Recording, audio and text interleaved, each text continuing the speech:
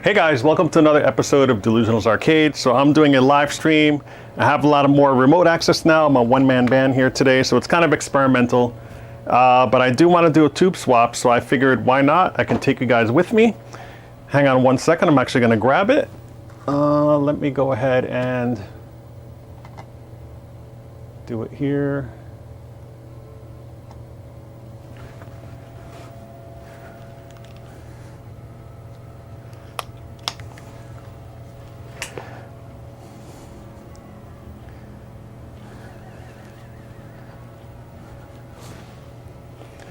Let me just make sure I have everything set here.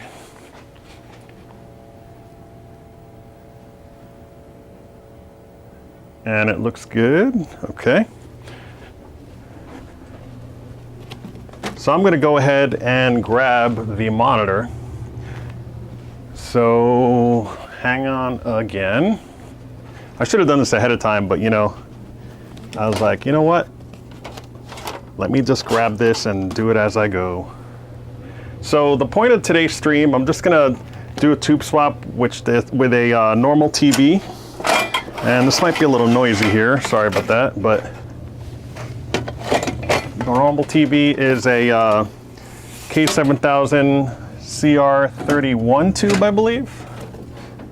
And what I'm doing right now is just taking this heavy box and stuff off of stuff. Just get these PCBs out of the way. I always have tons of PCBs everywhere. So I'm in the back room now, organizing everything. Trying to figure out where I can put these temporarily.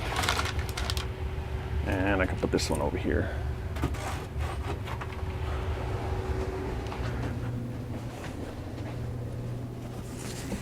All right, I think I'm good.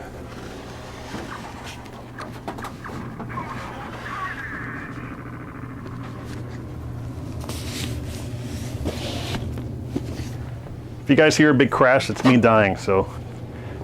Because this thing is pretty heavy. Let me look here. Donor tubes. Here it is, K-7000. That's 4600. This one is also 4600. And that one right there. All right, so I think this is the tube that we're gonna use. Hopefully, if I take this out, this won't fall.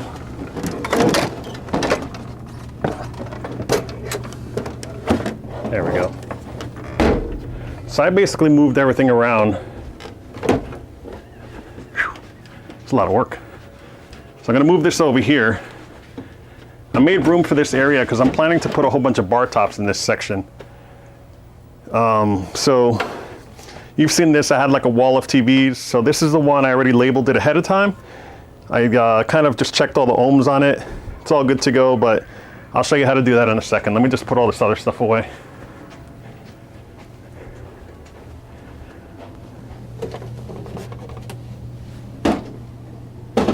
So that way I don't trip all over it. All right. Man, all that work got me hot. So let me just make sure I'm all framed up. I think I'm good to go. All right, so it's been a while. So, you know, I've been doing gameplay stuff and just been busy with work. I worked today, I got up at like 5 in the morning, so I'm super tired. Had a quick little Red Bull here because I have to go to sleep because I gotta work tomorrow too, but I work a little later tomorrow. So I figured why not?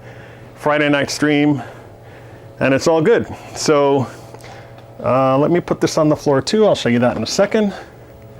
So this is it. I actually got this. This is the monitor that I washed in the last video. If you want to see a link to that, you can just click up here. You know, you'll see it once this airs. I'll just put all the tags in there.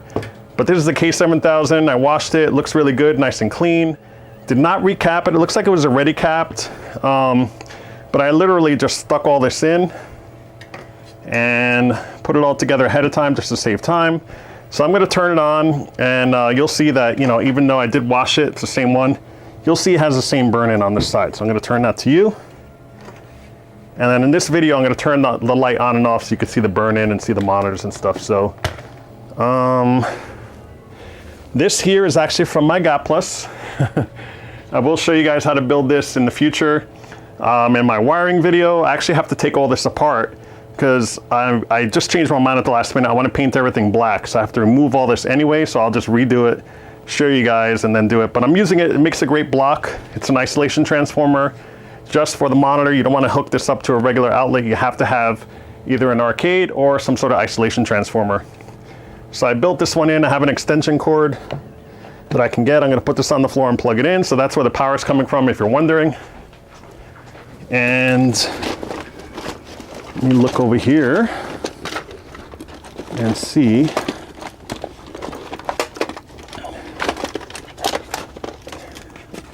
Got my discharge tool. I actually put all my tools to go because I had gone over a buddy's house to help him out. So kind of rearranged my toolbox a little bit. So I'm just grabbing all my stuff out of there now. So you need a screwdriver. You know, I have this really thick grounding cable, alligator clips that really grab onto like thick screwdrivers like that, and it doesn't fall off. It's really cool. I tend to not use tape because the tape could come off. So this one, it has a really short grip on there and you're good to go. And I'm gonna follow along in chat in 1 second.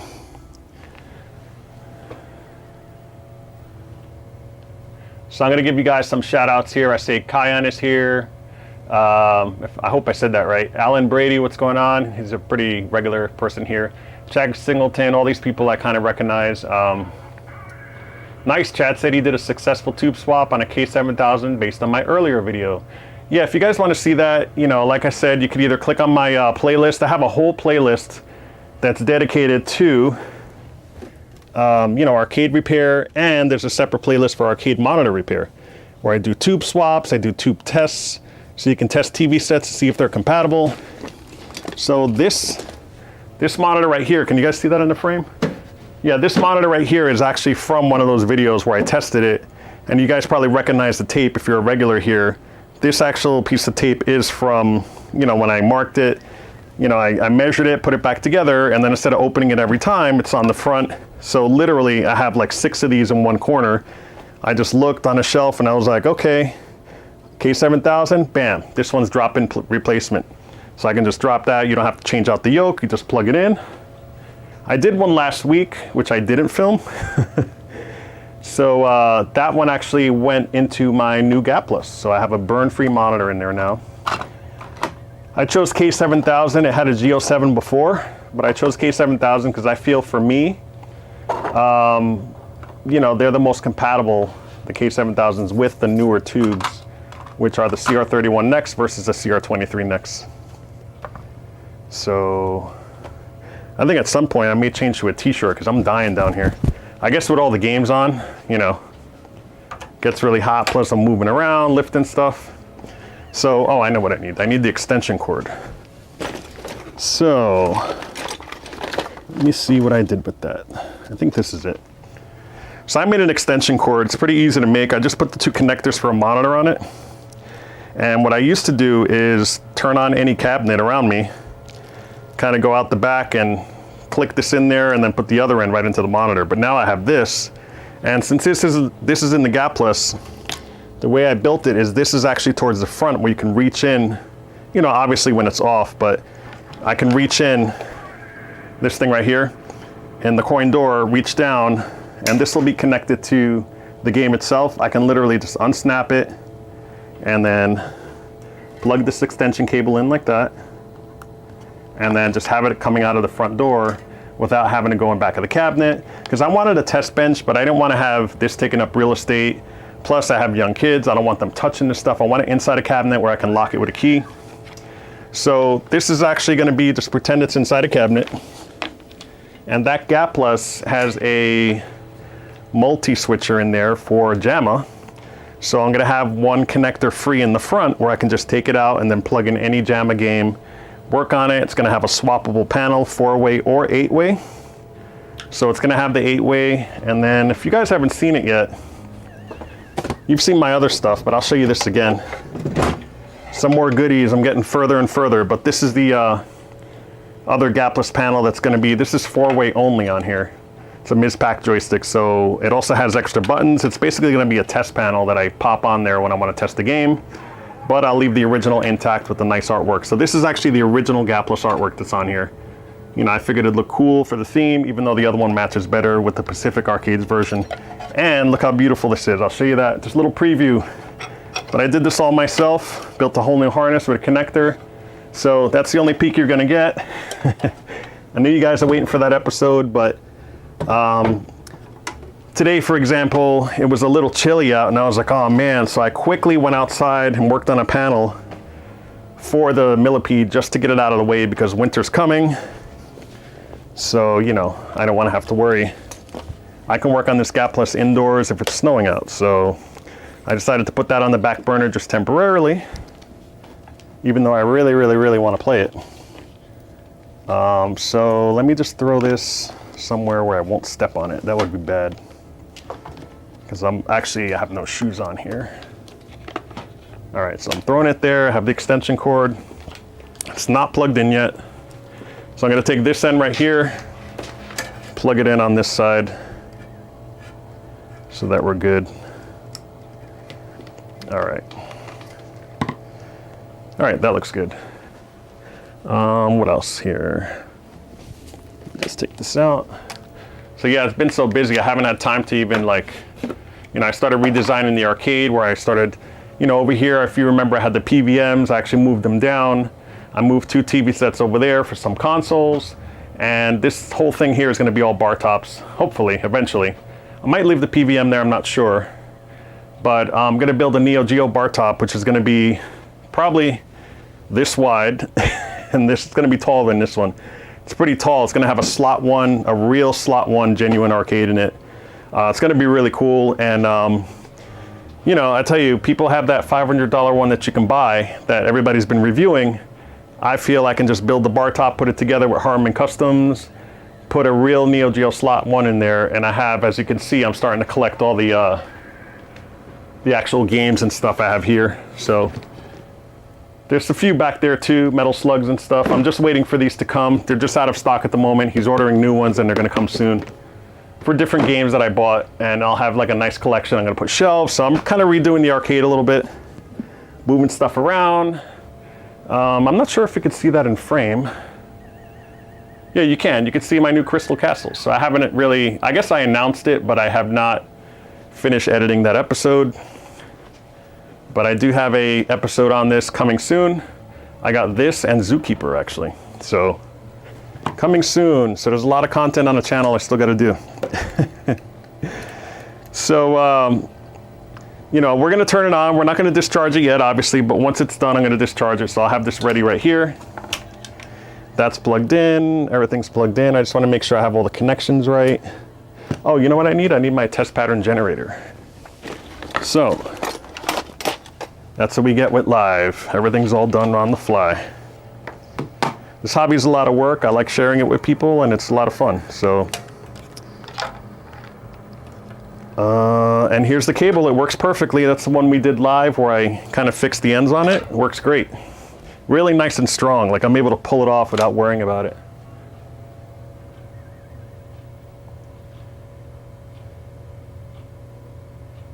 Okay, Kaya, and I always go over safety with everybody. Don't try this at home, of course. That's my disclaimer. But if you do it the safe way.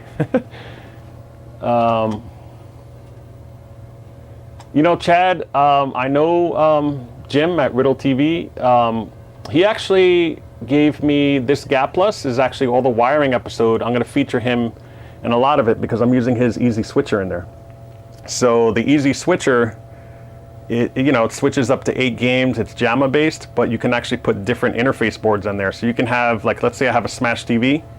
You can have, let me think, Smash TV, Total Carnage, and you can have, what's the last one that I have? Oh, Karate Champ, for example. And you just change the tiny little interface board, pop it in, and you can have non-JAMA games working in there. And that's exactly what I'm doing with Gapless. So I have Gapless in there, I have Galaxian in there, I have Galaga in there. Technically it's a bootleg, but it's really Galag, but the ROMs are swapped around so it looks like a Galaga, so it's fine with me. And of course, Galaga 88, so it has all 4 of those. Galaga 88 is the only one that's JAMA. The rest are just with adapters and stuff. But he sells this tiny little adapter that you just pop it in and then you plug it right in. It's really cool. So yeah, I will do this with safety, so don't worry about it. So it's Cayenne, right? It's okay. So yeah, Chad, I haven't tried his outrun switcher, but I think it's 150 bucks. I'm sure he'll offer it eventually over time. I know one of my friends is buying it, my friend Rob, and he's getting the outrun and the, he has an outrun, but we're currently working on getting a turbo outrun. He actually sent it to me to try to repair it. It's beyond my scope because the way it works is that, do I have it around here? I could show you. Anyway, it's just buried, but basically it's two boards that are sandwiched together, and in order to work on them, you have to have a special connector that kind of lets it open like this, so you can kind of test it while it's on. So what I've been doing is just testing it, unplugging it, opening it, testing it. It's just a pain, and you can't actually put, you know, anything on there and work on it while you're doing it. So there's I Repair Sega, I guess they do it, but there's a really good guy, his name is Mark. He's in the UK, I'm trying to think, I think it's Retro Clinic. And I talked to him, and he charges about $100 a board. You know, there's two boards, so if one is bad, he only charges you 100. If the other one's fine, he doesn't charge you. So I'm sending him like 6 boards, just the ones that I have that just didn't work, or I tried. You know, I got a lot of them working, but I still have like 6 boards, including my friend Rob's, who sent it to me. So we're just gonna go in and kind of split the shipping. We're gonna get stuff fixed by this guy who's amazing. That guy Mark, he just knows it, any Sega game inside out. He's gonna fix it. He may even convert one of them from turbo to regular outrun. He actually has the mask ROMs for that. And then I think he changes one of the, there's like a special, what the heck is it called? It's like a special, it's like what they have on pack. It's like a PROM, I guess, that you have to program to tell it to see both rows for the bootstrapping. It does something where basically instead of 8 chips, it gives it 16 or something. So, you know, he's able to do that. So I'm gonna give it all to him. I really trust him. And then, who knows, I may even leave one with him as payment or something. I don't really know. We'll work something out. But yeah, I plan on getting hopefully that switcher for mine so I can have turbo in there as well. So that would be cool. Let's see what else here. What do I got here? All right, so not sure if you guys are seeing chat. So I think I have to turn it on. Hang on a second, guys. It might whiz by really fast once you see it. Nope, that's not it. Yeah, last time the chat was broken, so I'm trying to fix it here so that it shows up. Okay. And then, by the way, guys, if you haven't done so already, you can actually subscribe to my channel. Just go to, you know, Dell's Arcade here on YouTube. Click the subscribe button. It's free. We do have the, you know, if you become a member, which I'm planning to do more stuff, I'm trying to ramp it up to give you like specials where like you'll see it a week before everybody else does, or I have live shows just for you guys. I'm not really sure yet. I think it's like $5 a month or something, but you know, everything goes towards the channel. Let's see here, and I don't have it on here, do I? Yeah, I don't know. Something's going on with the chat where you can't see it on the screen for some reason. I'm also on Twitter, of course. If you guys are following me on Twitter, you'll see stuff that I get ahead of time.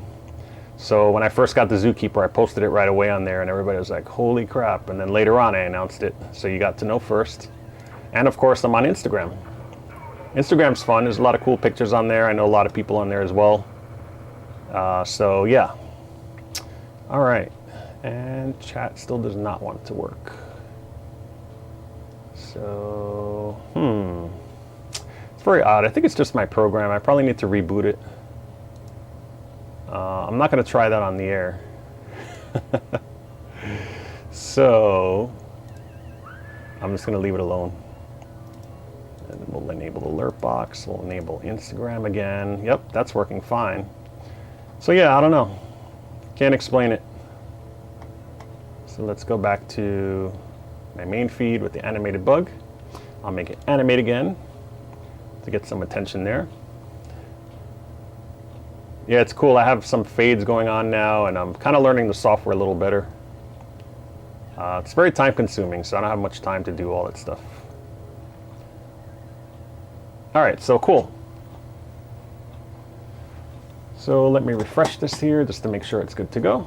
I want to make sure I have the correct stuff.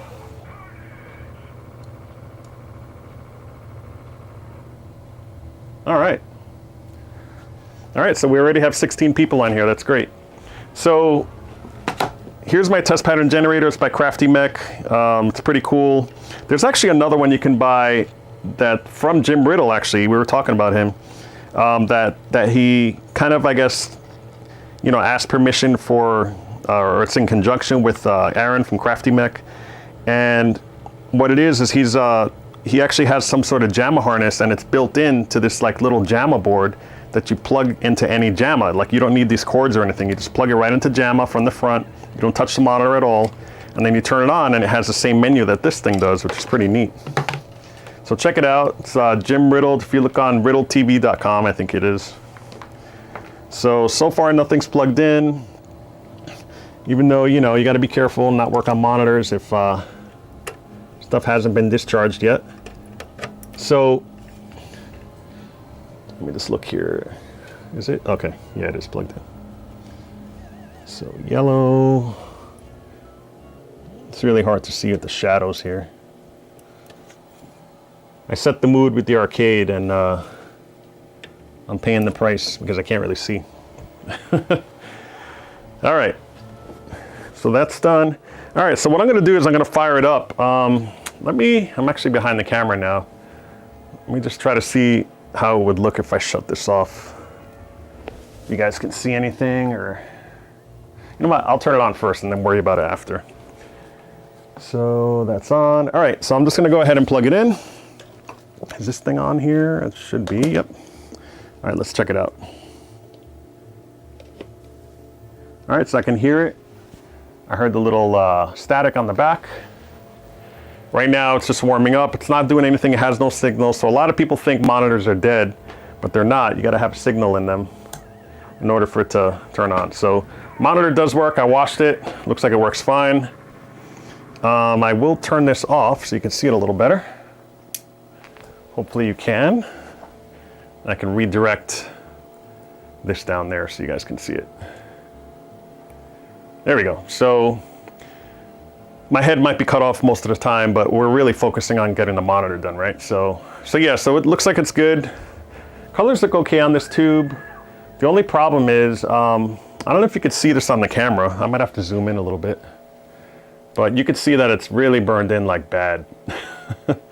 And I brought it over to my friend's house actually, and we were testing a game. Just, you know, his monitor ends up, there was something wrong with the monitor. I brought mine.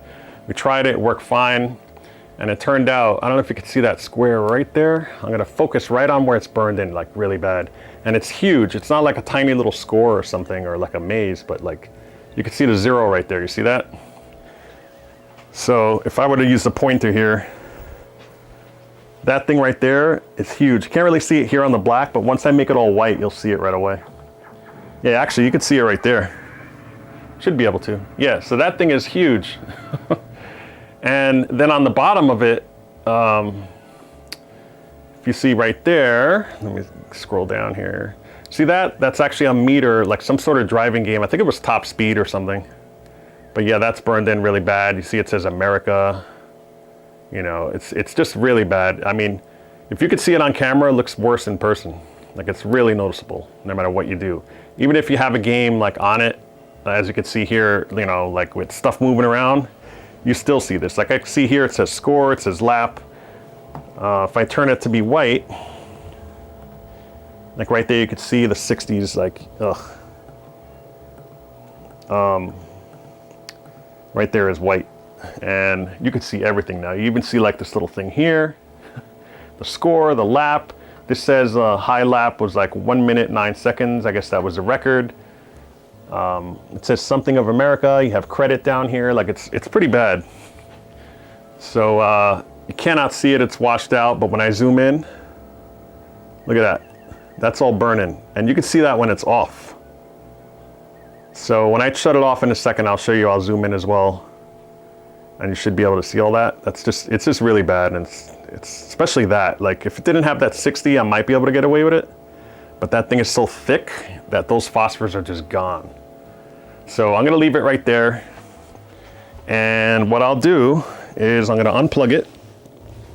Or actually I could just shut this off right here and use this as my power switch. So I just shut it off.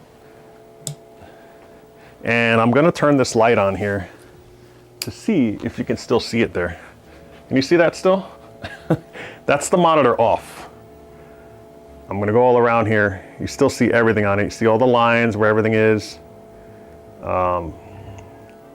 Even look right here. It says credit. So this is really pretty far gone. Like a lot of times, it's really a shame because the colors are pretty good on this monitor, but that burn-in is just so terrible. So I don't know, I kind of feel guilty swapping it out because, you know, tubes aren't, you don't find them every day. But because it's a K-7000, probably if this was a G07 and it looked good, I probably would leave it because G07s are harder to find for tube swaps, but you know, so, all right, so I did shut it off. I'm gonna unplug it from back here. Even if you unplug it, as you guys know, they still hold the charge. I'm gonna just unplug, I'm just unplugging the connector, which does nothing, it's safe to do that. And I'll show you what you shouldn't touch in the back. So I'll put this on the side here. And this doesn't really have any handles, but I'll turn it around for you guys. All right, so the things you don't want to touch. I will zoom out a little bit. All right, you don't want to touch the anode cup. Some people call it suction cup, some people call it anode cup. It's the thing that will, this is where all the juice gets held from the flyback. So you don't want to touch anywhere around here. Even if you're near it sometimes, it can arc. Like if you're near this even, it can actually arc to your hand because, you know, you're the least or quickest path to like resistance and it goes to you first. But you don't want to touch this. I kind of avoid this area here. And then this has a piece of cardboard over it. This can actually shock you a little bit. It's just painful. It doesn't really, won't do anything. This is kind of painful and, you know, it could potentially kill you, I guess. But usually some of these don't have cardboard over it. And when you're working on it, you're reaching inside like a game or something. Sometimes like you'll brush against it and you'll just get like a little zap, you know, that you'll be like, ow. And it's because you're touching this, you're grounding 2 points with your skin and it hurts. So, but it's not as bad as like touching an outlet or something like that. But you have to remember, I think these are, I want to say it's not AC, it's DC voltage. So, you know, it's a constant, like really, it's different when you touch an outlet because it kind of feels numb. It just feels weird and you can move and you're not frozen in there. But this has I think some of them, the 27 monitors maybe have 30,000 volts. I'm not really sure. But don't know anyone who was killed by it. I know people who were bit by it. Knock on wood, right? Knocking on my head. I've never been bit by one of these because I always double, triple, quadruple check all the time. So right now I'm going to show you what to do. So you can get a tool like this, and I'll show you one of these. I actually got one of these. Yeah, let me just turn the camera so I can see what's going on here. There we go. So you can get one of these, which is like a discharge tool that it slowly has like a, basically like a probe. It's basically a probe, and it's meant really for like XY monitors or vector monitors and stuff. You could use them on this too, and it comes with the clip and everything where you just clip it anywhere on the ground, and then you just put on the anode cup, and you can actually hear it, you know, going down, and you hear the noise. It won't do that pop. It'll kind of just go, bzzz, you know, go down. I personally don't use this at all. These are expensive too. Some of them are like, you know, $100, $80 to $100. I got this one with the box and everything. I lucked out for like $20. I don't know, 2 years ago. I guess whoever had it didn't really know what they had, and I jumped on it right away. And honestly, I never use it. So it's in the drawer. But I wanted to show you guys that. You really don't need that. Even for vector monitors, you really don't. A lot of people say you do because you can short a transistor, but you can only do damage to that transistor if you do it while it's on, I think. But if it's on, you're not discharging it. So you're kind of, it's a catch-22. So that's straight from Arcade Jason. He told me that. He's like, yeah, it doesn't really affect vector monitors. And he's a vector expert, so I trust him. So anyway, you want to get like a ground clip or something. You can get a wire. Some people solder it to here. I don't really trust that because it could come off. Some people tape it with a whole bunch of electrical tape. I use this. These are like just really big clips I got at Radio Shack a long time ago. And they just basically grip this thing, and they could turn and everything, and they don't really do anything. And then the other ends would just go to any metal part of the chassis that this whole thing is connected to. And then you put your hand in one pocket. Oops, actually I'm trying to do it, but I just hit my mic, sorry about that. You put your hand in your pocket, you go underneath the cup like that. It's hard to get in sometimes, you have to kind of, there we go. And you might hear a pop, let's see. Nope, no pop. So some of the monitors, the newer ones like this, sometimes they self-discharge. I would still do them anyway. Don't just assume, oh, it's the K-7000, it's going to self-discharge. Every monitor is different. There's different models of K-7000, so you always want to do this. G07s, 4900s, they will always pop no matter what. So I'm trying to get a pop for you guys. I wonder if you know what, let me try. I'm going to plug this in for you guys again, and then not wait and just pop it afterwards.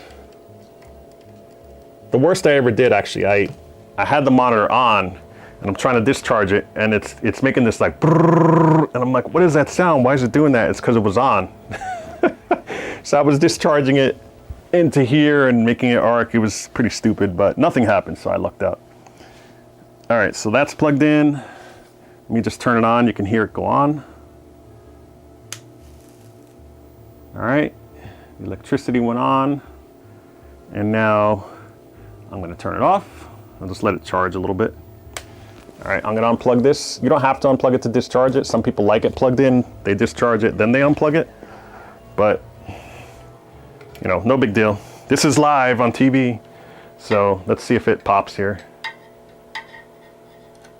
Nope, it didn't. So this is probably a self-discharging monitor. So anyway, I hold it here usually like 10 seconds or so. Some people just pop and take it off, but you know, it could still hold the charge. Once I take the cup off, I usually you know, wait a minute or two and touch it again before I do anything. So, all right. So I'm gonna actually discharge this, put it on the side, and then take out the TV. We'll start taking that apart, just to make sure it's compatible. All right, so that's good enough. So once you do that, you can actually go ahead and touch the rubber part. You're fine. Just to get underneath. If you're uncomfortable, you can still keep your hand in your pocket, but you want to push against one of the clips in order to get it out. If I can, there we go. So there's like this clip that you have to press from the back, but instead you just put your screwdriver like that, push against one of them, and then it pops out of the hole. And then to get it back in, you do the reverse. So I'll do this again. This is pretty much discharged, we're fine. So I'm gonna leave that off, and now you're pretty much safe. You can remove the chassis, you can disconnect it. You still gotta be careful with the components because sometimes the capacitors, like the B+ cap, will still hold a charge. You can discharge that just by the same way, you know, put it on the chassis, touch it. We found out the hard way. There was one time when I said, you know what? Let me try discharging this. We were in my friend's garage, and I took the screwdriver and put it on each end of the cap like that, and it was like a firecracker in the garage, and it scared the crap out of us. But had I touched it, I would have felt that. Big time. So I'm gonna go ahead and drink. See, I have a Red Bull today because I'm so freaking tired.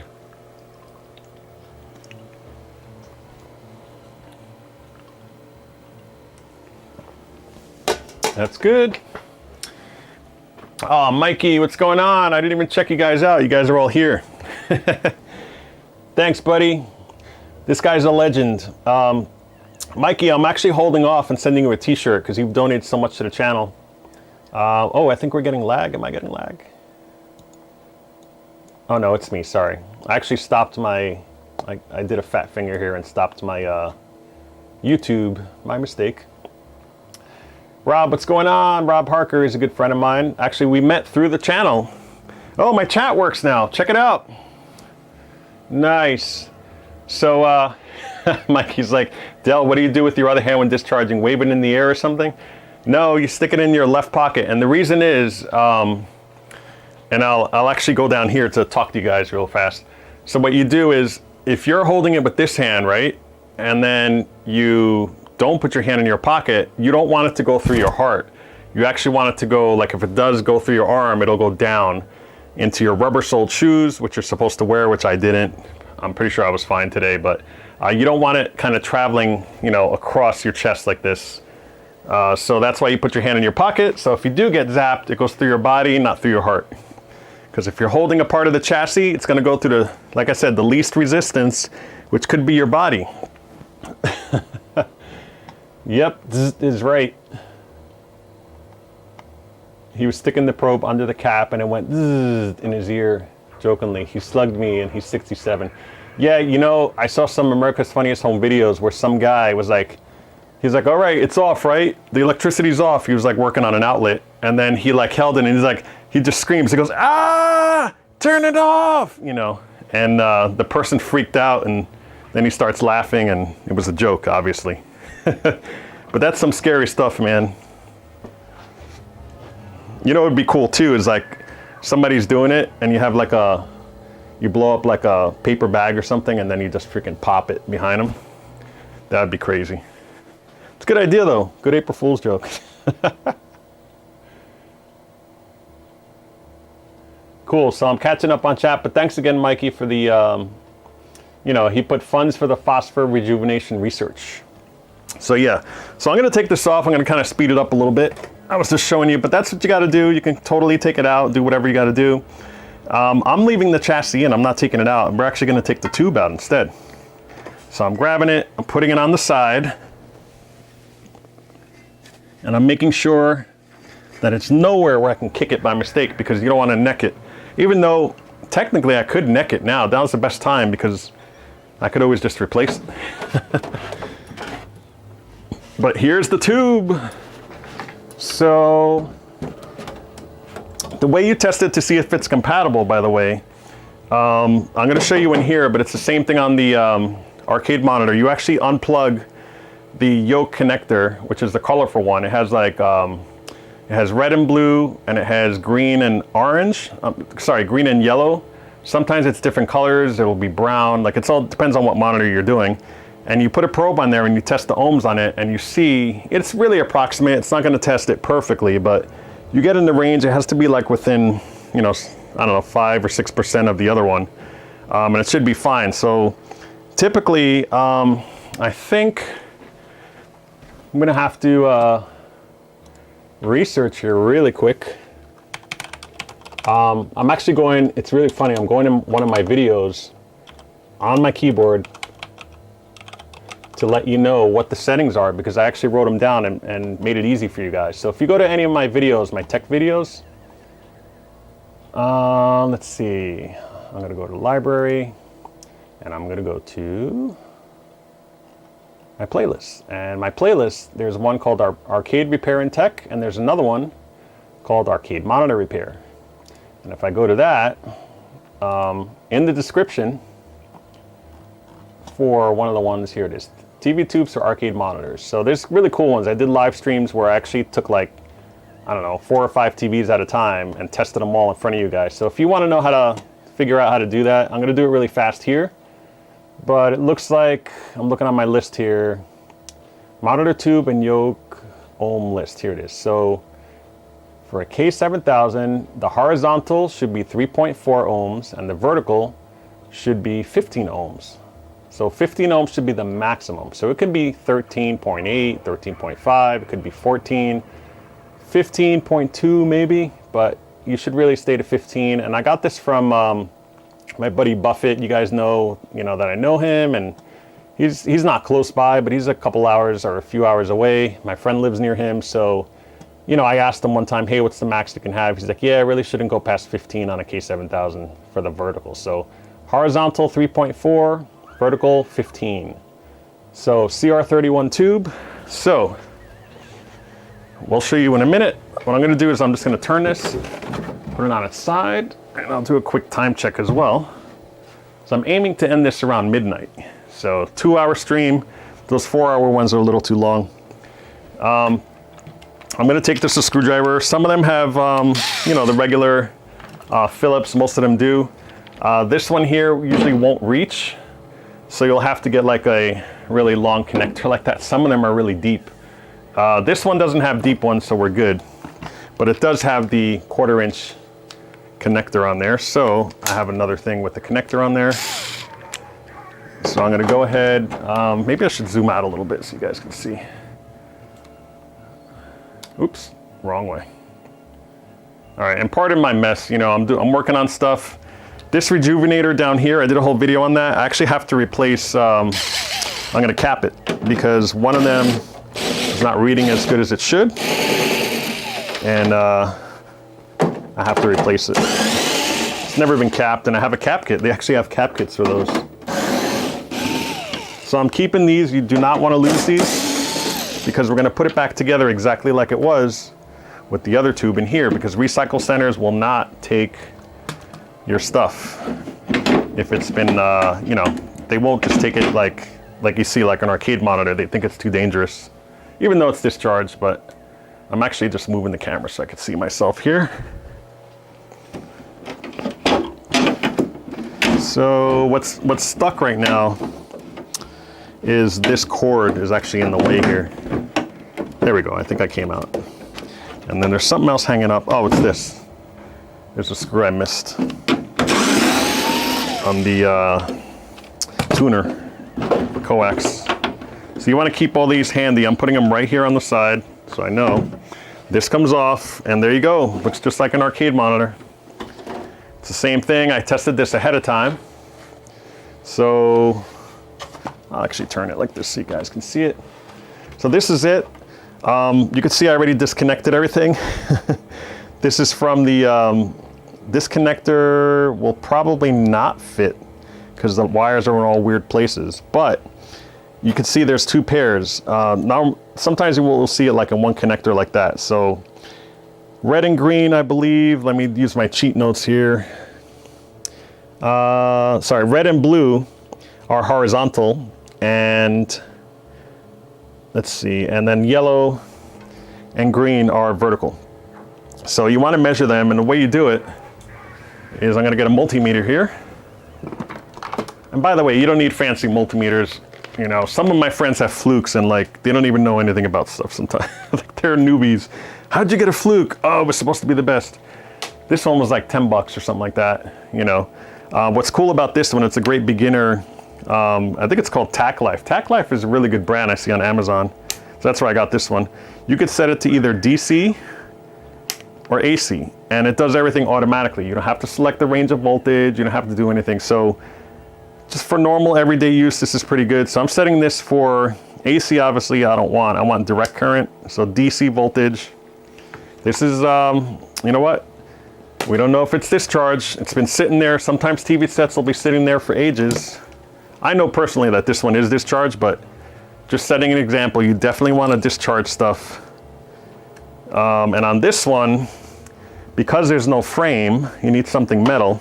You could either go on here, this metal piece, or what I do, as long as the connectors, you know, there's like a screw on here, you should be able to touch the metal. I'm just trying to latch on it, and I can't get the angle that I need. Hang on.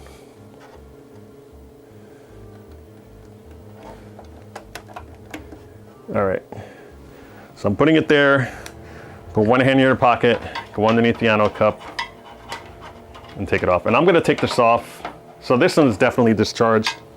I just did that just to show you guys. You're gonna press on one side and kind of lift up, and it should come out. There we go. It's kind of like a hook, you see that? So you push on one side and it comes out. So this is discharged, we're good to go. Let me take this out, there we go. So yeah, because you know, a lot of people turn these on to see if they work, and then they work on them and they get zapped. So always discharge it. This one, as you can see, I already disconnected it. When I get them and I test them, I usually cut the cord off the back so no one can turn it on again. I'm gonna take this off. This is a CR31, it's a skinny neck. We're gonna take everything the way it is with the yoke on. If it's not compatible, if this will work, you can't just plug them in assuming, oh, this fits on my neck board, it's gonna work. The resistance on this ohm could be different.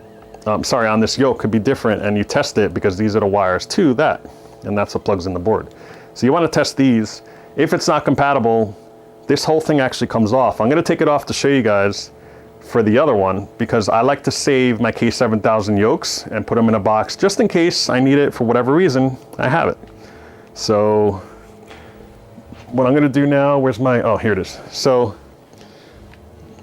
you're not setting it for voltage for DC actually. You're going to set it to ohms, and there's a little ohm symbol here. Makes it nice and easy. There's no switches, no functions, no nothing. You set it to ohms, and I'm gonna see if I can zoom in here to see. It's really funny, doing live videos is a lot harder, I think. There's less editing to do, but when I do videos for you guys, I usually set this up ahead of time, and through the magic of editing, it's just really quick. This one's a little different. So, all right, so hopefully you can see that. Maybe I can get some more light in here. I kind of backed this off earlier. There we go. All right, so set it to ohms. We're gonna do the horizontal first, which is the red. So you're gonna put it right in the, I believe it's the second one over. I don't think it matters actually. It looks like it's two, it's both. So I'm gonna set it here, plug them in, and you're gonna see it go up. Can you see that? So that says about 3.9. It'll fluctuate, sometimes 3.8, sometimes 4, 3.6. So what I wrote on here was, it tested, when I did it, it was 3.5 ohms. So, you know, give or take, that's why I said there's a little tolerance there. And then you put it in this one, and this one reads, it's gonna read higher. So this is around 14.9, almost 15. Like I said, 15 is really the max you want to go on a K-7000. Give or take, you know, because this thing, like I said, it's not 100% accurate, even with a fluke. And then this one I wrote down 3.5 ohms, and then the vertical was 14.4 I wrote. So, you know, so give or take, it's around, almost around 15. So this is a perfect candidate for a thing, for a donor tube. Now, if you don't have a TV that matches, you would take this whole thing off and then take the K-7000 off and then put that K-7000 yoke onto here, but then you'd have to adjust all the convergence by turning it and doing all kinds of stuff. Like, I haven't actually messed with that yet, but I will do it on the channel because I have some CR23 tubes, which are the fat neck for a G07. So I want to swap a G07 or a K4900 or K4600, which I do have drop-ins for that, believe it or not. But, you know, I want to do that eventually just to know how to do it. And people are saying it's pretty simple to do. It's not as hard as everybody says to converge everything and to move the rings around. So this one here, I just want to look real quick. I'm not really, yeah, this one looks like there's glue on it. There's paint on it where they kind of went across. So this one may be a little off. Oh no, it's actually in place. Okay, so that one's glued in place, which is what you want. But just be careful when you're handling it. If it's not glued in place, these rings can move around and that'll mess with your convergence. And it's kind of a pain. You work from the tube out. So you're gonna start with this one, that one, that one, and work your way out to each one until the lines look all good. Because there's three colors, there's RGB, red, green, and blue, and red, green, and blue together make white. So you're gonna see white grid on the screen, and with the TPG, which is test pattern generator, you plug it in, and then you move it around till the grid kind of lines up with all the lines. Because it's actually a grid of red, green, and blue all together, and you can mess around with that. Sometimes there's magnets. Technically they're not really magnets, they're just pieces of metal that they have on a stick that you can actually stick inside the yoke. And then, you know, while it's on, it won't do anything. And then you kind of fix the convergence on the other side, and then you tape it in place with this little double-sided tape that it comes with.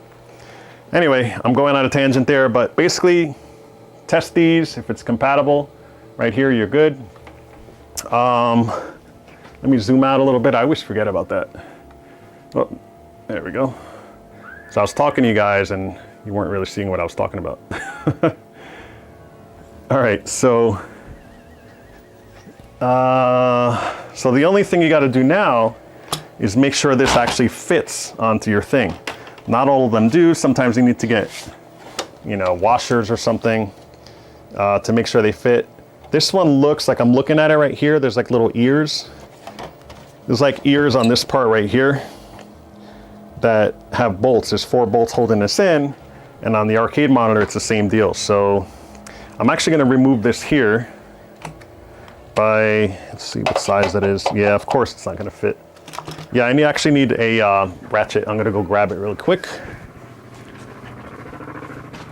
So I'm still able to talk to you because I have a wireless mic on. And my ratchet set is right here. I have a storage room in the back with shelving.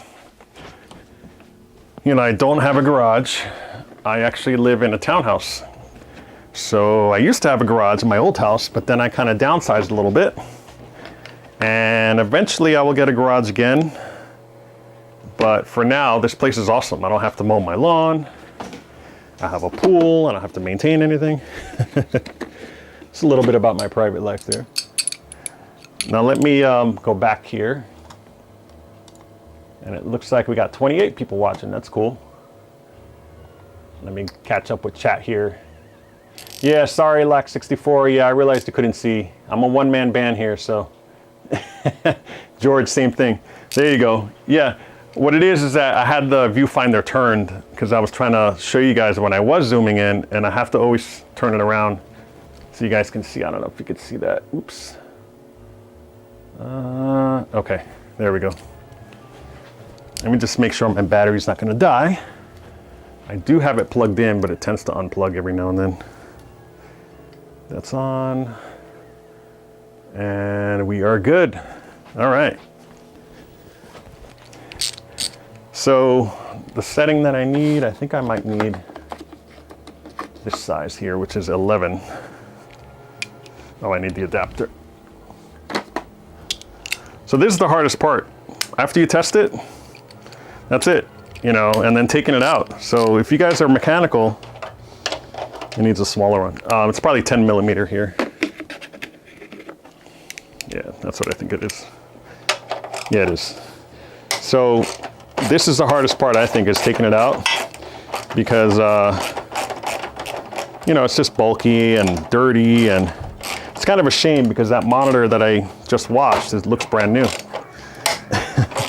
This one, it's a little dirty. A lot of times these aren't as dirty as arcade monitors because they have the cover on it, protecting it from dust, but stuff just still does get in. You could see if I were to turn it here, you see the anode cup, how it's nice and clean. This is kind of dirty. If you go like that, it'll clean it. So it's a little bit dusty, but that's only because stuff does get through the cracks, you know, in the plastic piece there. So again, you want to save this. I'm going to do it here too. I have it actually on a rubber, it's like a rubber mat that I use, that I bought recently. That's, it's kind of heat proof. So I can put solder stuff on it and it won't like mess it up like I did with that other stuff that kept melting on me. So because of that, I'm able to spin it on here and it won't scratch the glass. But just keep that in mind. You don't want it, put like a towel down or something. All right, I think that's good. Take it out, put it there. And this last one is over here. So you want to make this look, oh wow, it's in there good, as stock as possible, so that when you take it to a recycle center, they're not going to question you like, hey, what are you doing bringing this, you know, monitor that looks like this with the back off? You know, you want to put it together if you can, just to make it nice and neat. All right. So now it's out, but you have to disconnect some of the wires. So right now you got this right here. Let me get my stuff to clip it off. It's just zip ties. I'm just taking off just to make things free. So this here is going to the flyback, which is right there. You're not taking the chassis, you're just taking the tube. This one goes here.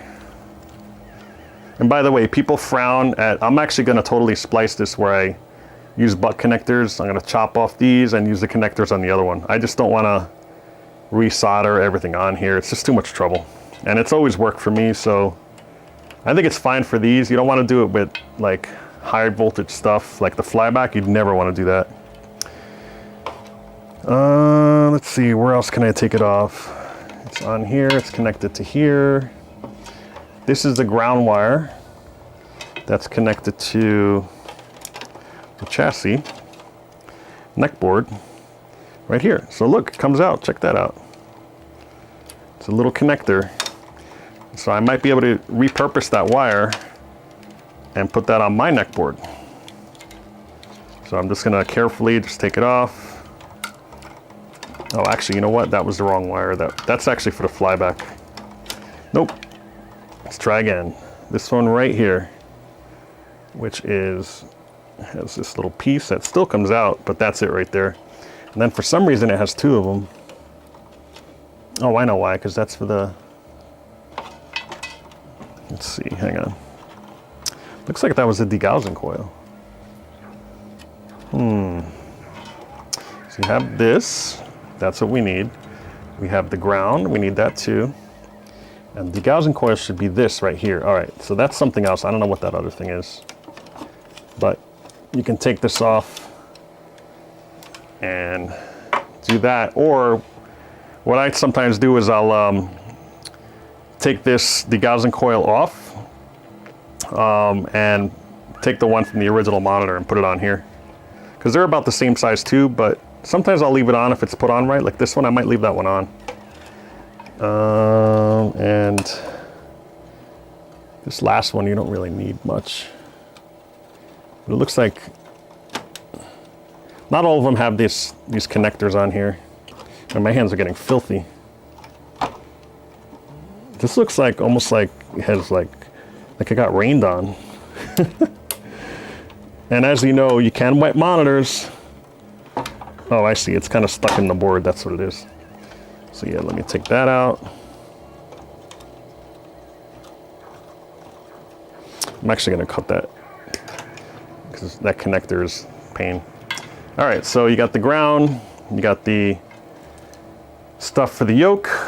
You don't need this, that's disconnected, that's over there somewhere. And I think that's it, I don't think anything's connected. And of course the degaussing coil plug, which is right here. And it should come free. So I'm gonna take the two things like that. It should pop right out. If it's not connected to anything. I'm turning it, I'm not gonna drop it. There we go. I'm gonna put this on the floor for a second. It's out of the way. And then this I will put just like this on the side because I'm gonna take that other monitor to put it in here. Then you close it up and you're done. You don't even have to connect anything. You just have to make it look like a real TV. So I'm gonna put this back on here now. So that was pretty easy because it screws right in the plastic with these 1 bolts right here, typically. And it goes into plastic, but here, sometimes you'll have nuts. And also the angle that they're at. Sometimes you can't get it by the angle I just got. You have to go from the front. And let me see what's over here. Let me use a flashlight, I can't really see. Yeah, that one goes right into this nut that's built into this thing here. So it should be pretty simple. Sometimes, you know, every frame is different. And that doesn't fit. I gotta go to another one. Yeah, these are all different sizes, depending on the manufacturer, I guess. All right, so that fits. So thanks for joining if you're just joining now. You know, you could always subscribe to me on YouTube. I also have Twitter as well, so if you want to check me out on Twitter, I'm at Del's Arcade on there. I have tons of stuff, you know, that I do all the time. And I post pictures. And last but not least, I do have Instagram. So check me out on Instagram. So, oh, that was my multimeter. Kind of beeping at me. Where the heck did I put it? That's what's good about that multimeter too, that brand Tac Life. I'm telling you, they're pretty good. I can't find it. I put it down somewhere because I have like 3 different multimeters. Oh, here it is. So I put it away, but I left it on and it just beeped at me. There we go, it's off. All right, so let's take this one out. I'm actually gonna move this donor tube to the side here. And just pay attention how you're putting it on. Like, If the ears are on the outside, don't put them on the inside or vice versa. In this particular case, you can't, but some chassis allow you to put them on either side. So just, you know, take note like where everything is so it all lines up just fine. So, yeah, I actually did this a couple weeks ago while I was talking to friends on Zoom.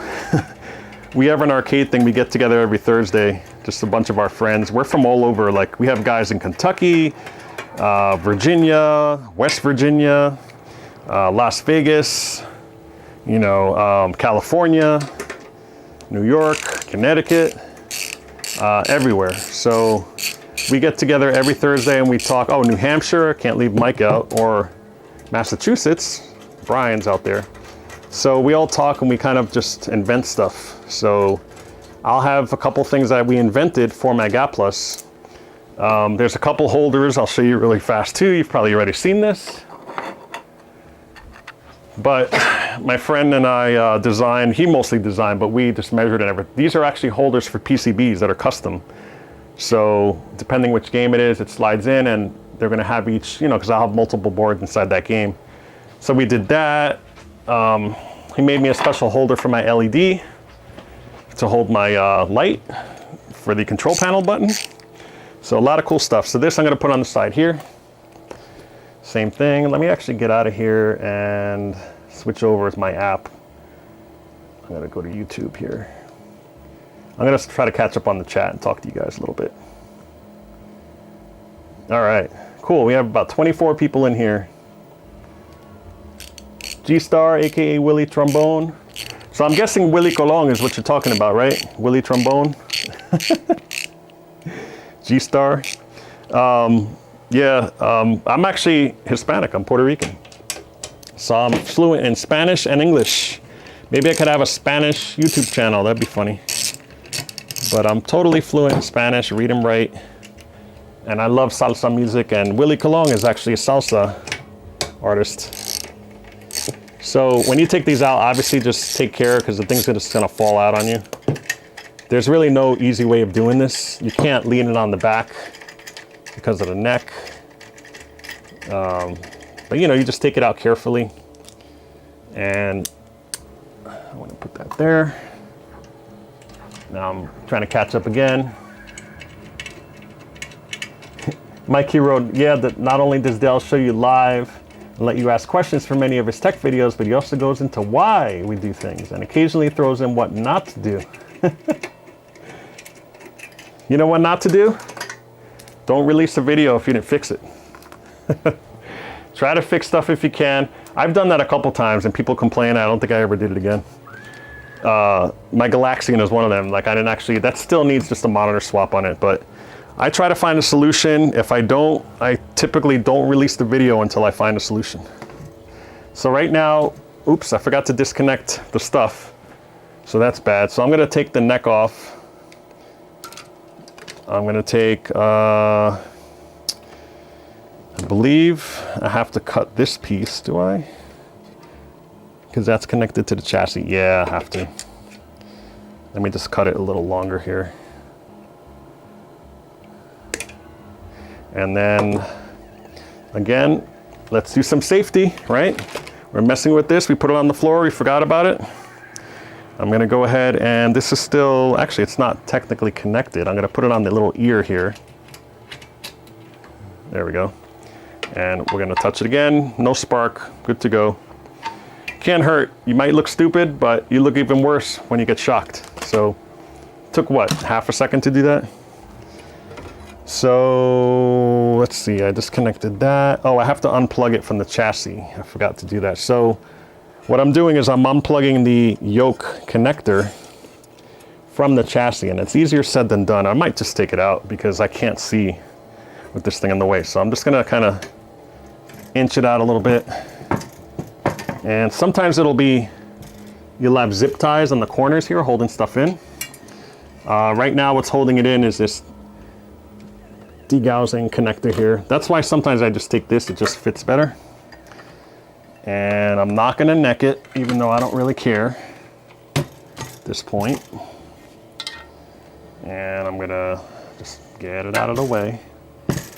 And I'm trying to actually lean it down while I grab this, because these are a pain to take out. Let's see, I could figure this out. So that's going in that direction. Yeah, it's not letting me. I'm just gonna take it out with like pliers. Because you need these connectors right here. So red, green, it only goes in one way, but. So red is on the outside and yellow is on the outside. Let's just remember that.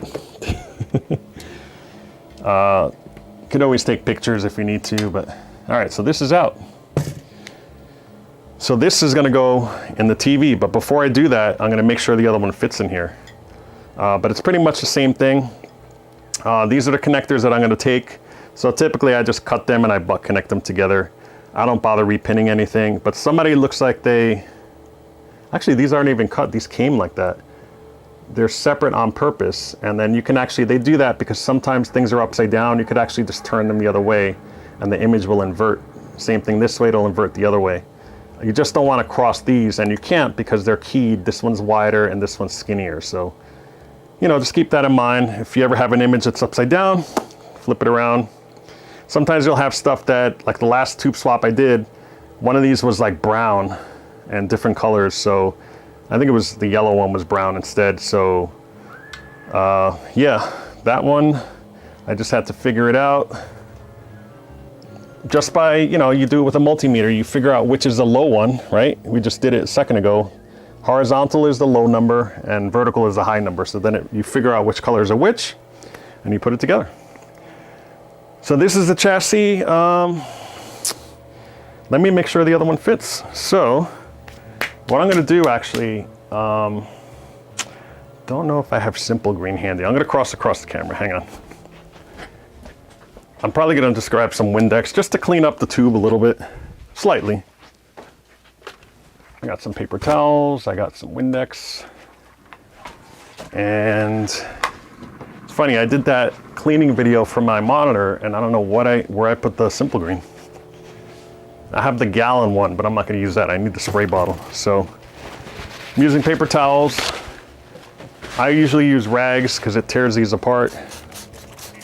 But it looks like actually that it's a little dirty here where the water kind of settled when I washed it. So I'm just taking advantage and cleaning out everything. There's sharp stuff here, so be careful. Yeah, see that dirt? So I'm gonna do the same thing with this tube.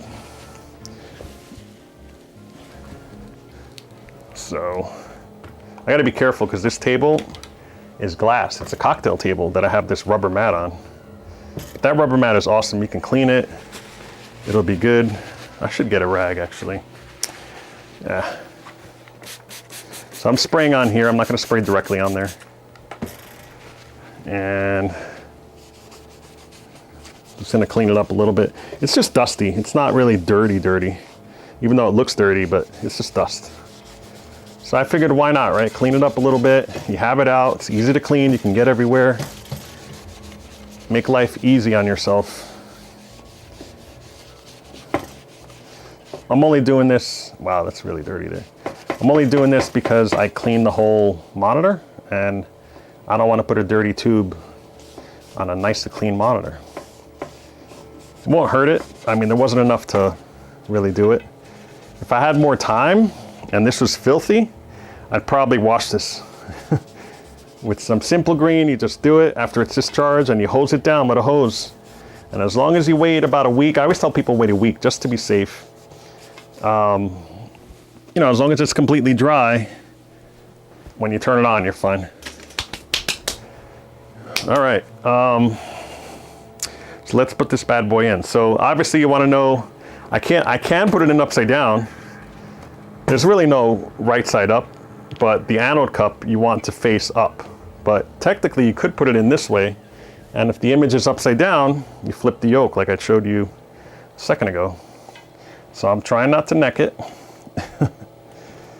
And I think I'm gonna keep this because this is nice and neat on here. I don't know, let me see. I guess I could take it off. But see, this connector is different. And what I may do is, again, just splice it. Maybe I'll do that now to not have to worry about it. Yeah, I'll do that now. So let me grab my tools just to get my butt connectors on there. I'm just gonna put them on there first and then put it in there. It'll just make it easier to work on.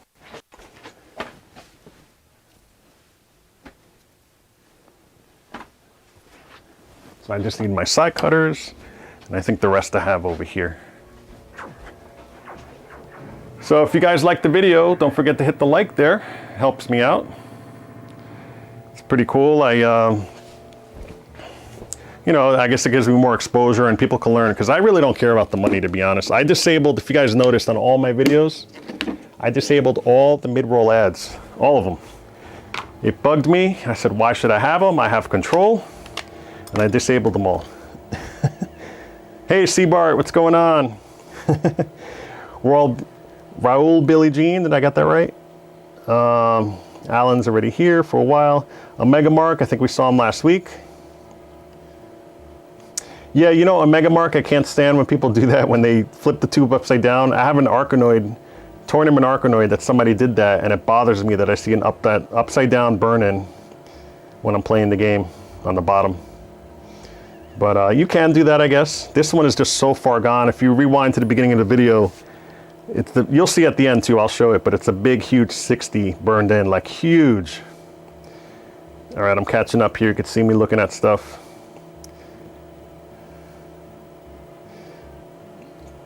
Thomas is here, what's up? Thomas Hero, I can't say your last name. H-E-R-O-U-X. Herox. Yeah, you have to write it phonetically so I can figure it out. Fruber, is that how you say it? Brian Fruber? I'm not gonna remember that. I'll probably call you Brian Fubar. Just like Saving Private Ryan there. Yeah, take the time to, you know, just hit a thumbs up. I think you have to minimize the chat in order to do that if you're looking for the button. I don't know why YouTube does that. They make it really hard, but you can just minimize it for a second. You see the thumbs up and then bring up the chat box again and you'll be able to chat. Hey, what's going on, C-Bart? Thanks a lot for that Canadian $20. It's still, you know, cash is cash towards the channel. I always use it for good stuff. I'm kind of torn. And you used to get that little animation. You see that for Donkey Kong? That means he donated. Nice. So I'm kind of torn between getting an HD 4K camera. So I want to go nuts and get all the lenses and stuff and make it just, I'll just set the channel on another level. Or I should just save up and use that money towards a really nice video card, because the 3080s just came out. Now AMD announced the 5900, you know, for $1,000. I'm like, ooh, but I don't think it works good with Adobe. I use Adobe, and Adobe works really good with NVIDIA. The drivers just aren't there. Adobe, come on, get off your butts. I said butt again. And write the drivers for AMD so I can buy the cheaper cards. So Alan just wrote, hey Dale, gave into the dark side for my son's Arkanoid and used the converter board to put in a flat screen. Okay, that's cool. I did that. My Arkanoid that you see here, that I never use, actually has an LCD in there, believe it or not. It's temporary, but hey C-Bart, looks like C-Bart became a member. Thank you very much. You should see a pole position animation. But thanks very much, that's really cool. You'll get custom icons if you do that. So in chat, you know, you have your own icon there, but you can always, you see how it has a joystick? Yeah, there you go. So you're a new member, you get a joystick. As you progress, if you're there for like a month, it changes to like Mario or Luigi, and then I have Galaga ship, and you have DeLuSioNAL's arcade icon. You know, there's all kinds of stuff. I think Mikey he's been a member for a while, so he has Mario. So it's pretty cool. You know, if you guys have any suggestions, it's really hard to work on icons. They're so damn small. To convert everything, I have to sit there with a pixel editor, and I got bored one day and did it. All right, so put this on the side. Mikey's saying, C-Bart, welcome to the fold. What does that mean? Is that a typo? Welcome to the club, maybe? for becoming a member, but you don't have to be a member. You know, I actually thought about completely demonetizing my channel, but I'm always nervous that YouTube may do something and cut me off. And you know, it's a free video service, so, but I do, mid-rolls, totally gone. I can't stand them. I actually got suckered and paid. I ended up paying for membership myself to go, you know, I think it's $11.99 a month. That's pretty steep, YouTube. What's going on? But you know, whatever. So I think I only need one ground cable. So I'm gonna cut this other one off. We don't really need it. What I may do, I'm gonna probably save, I'm gonna cut it nice and neat here. I'm probably gonna save this because I might need to extend it, but I don't think I do.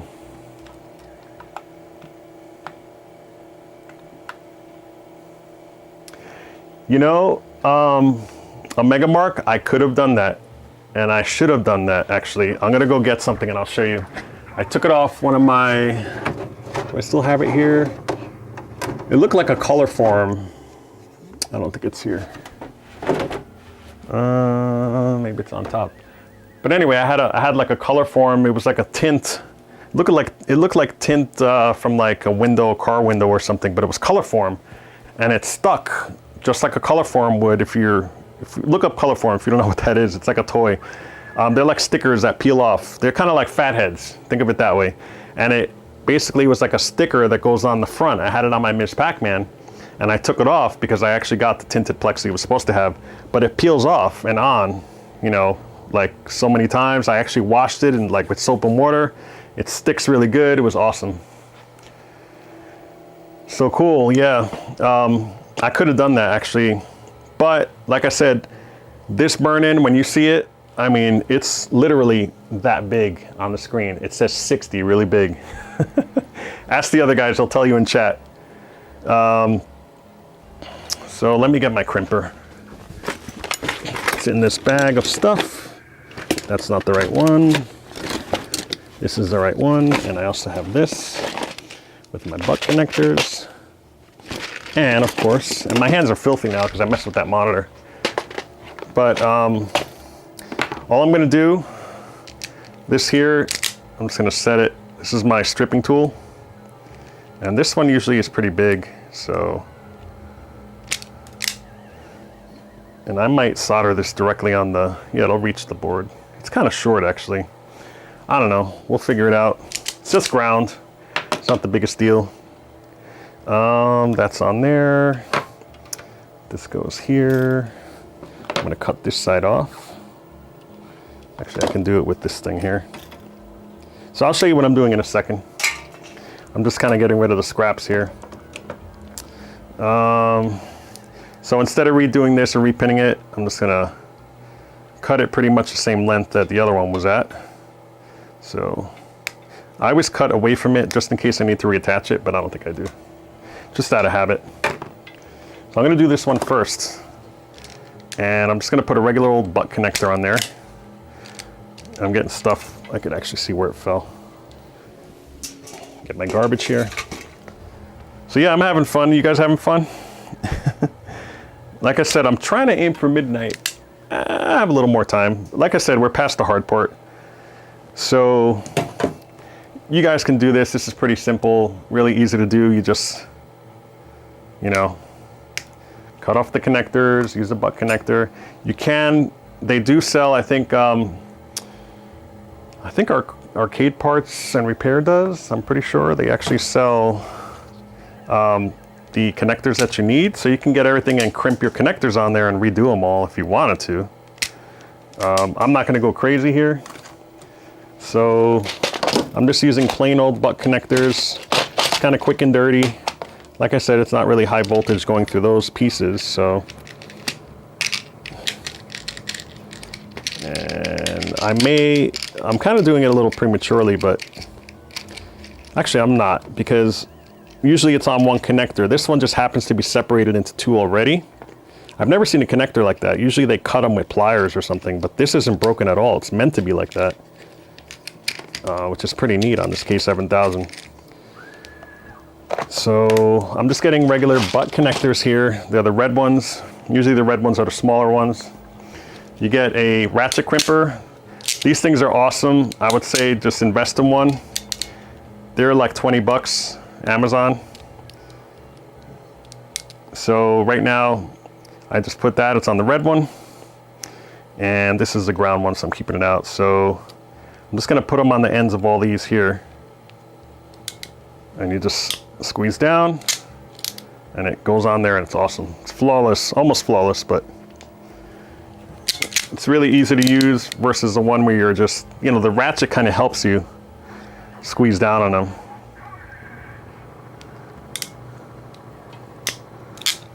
And some people would frown on this. They're like, don't use a butt connector, you know. I've seen such like way worse hacks than this, with stuff is twisted together with electrical tape. So this is just fine. Again, you know, it's not really high voltage going through these. It's just the yoke. So I'm putting all these on just to do it. Pretty simple. I usually just give it a yank, just make sure it's okay. Yes, I said give it a yank. And then the other side, I took off there. I'm actually going to take it from the other monitor. So I'm going to cut them off.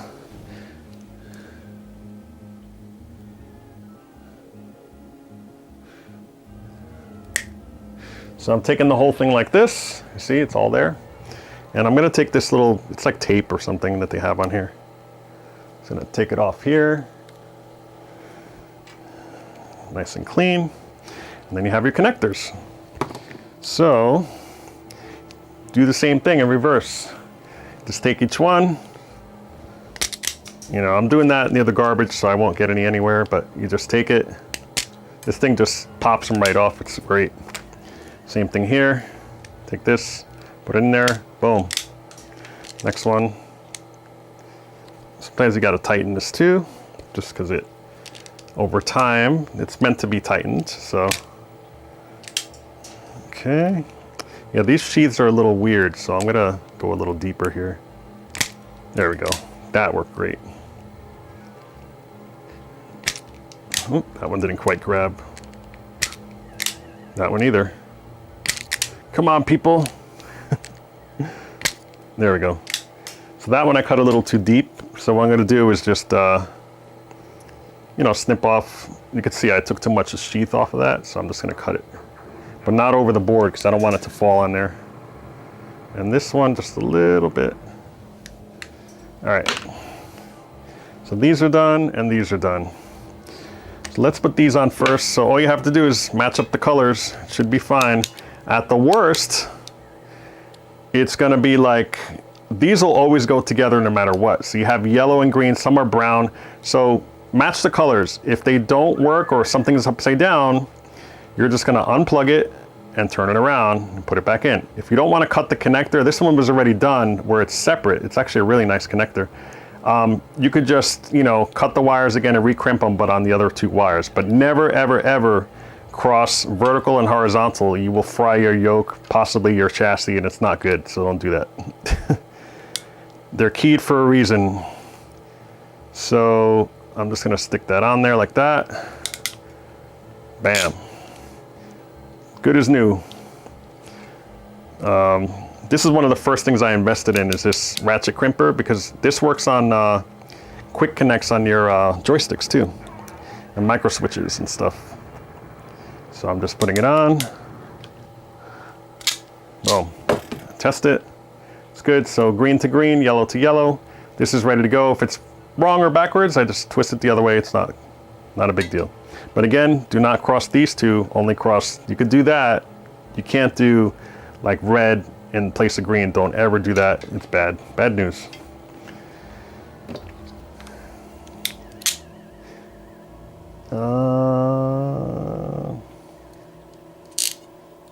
Mikey Currington, you said if any time you want to trade BC for Michigan, I'm game. I don't get it. Maybe I didn't read the whole conversation, but yeah. So tomorrow's Halloween. What are you guys dressing up, going to parties? It sucks. Nobody's having anything because of COVID. I think YouTube stopped flagging people for saying that, by the way, because There's a channel I watch, great channel, it's UFD Tech. There's something called Hot News on there, which is awesome. You get like, if you're into computers, it gives you pretty good detailed stuff. It's kind of like Linus, but more low budget. And the guy's a really good dude. Yeah, he actually calls it Voldemort. So anytime he refers to, he kept getting flagged by these people saying, because he was saying the word, and I guess when it first came out, they were more sensitive about that word. So he'd talk about it, he'd go, yep, Voldemort, because of Voldemort, we can't do this, we can't do that. So I thought that was cool. All right, so 2 new connectors, good to go. This one's ready to drop in. So it's a drop-in replacement because this will go on, but technically you still have to change the connectors because a lot of them usually are not compatible. You can't just unplug it and plug it in. These just won't physically fit. But you could see here, the horizontal, the red and the blue are wider than these over here. These are actually like closer together, so you can't plug it in by mistake. So don't ever worry that you can do that. So what did I say? I said red was on the outside. And someone remind me, go rewind. So red is on the outside, and I think yellow was on the outside.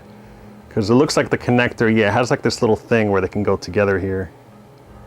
Yeah, it's showing them. Yeah, so it went that way. But if they're wrong or upside down, you just turn it the other way.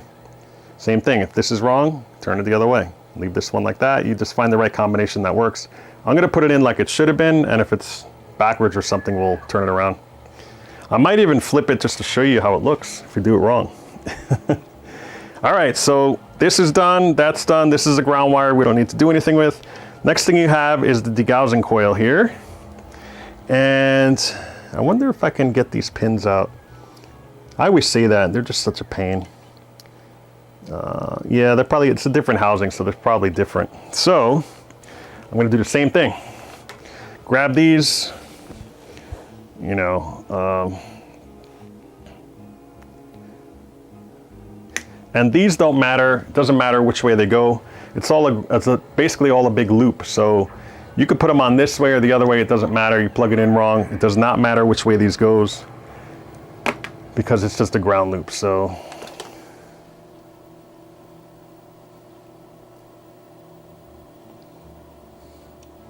by the way, guys, don't ever talk politics on my channel.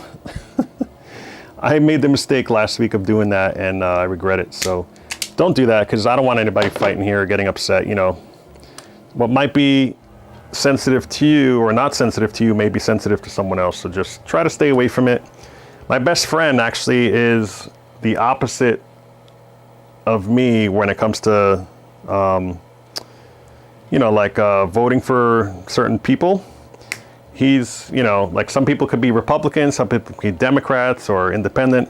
He's exactly opposite of me. We never talk politics. And when we do, we're pretty, I mean, we're grown, we're adults. We know when we talk politics, we just say, okay, let's talk about something else. You know, we're grown and we know what the limit is. But yeah, don't ever talk politics because usually people end up unfriending people and doing all that kind of stuff, and you don't want to have to deal with that.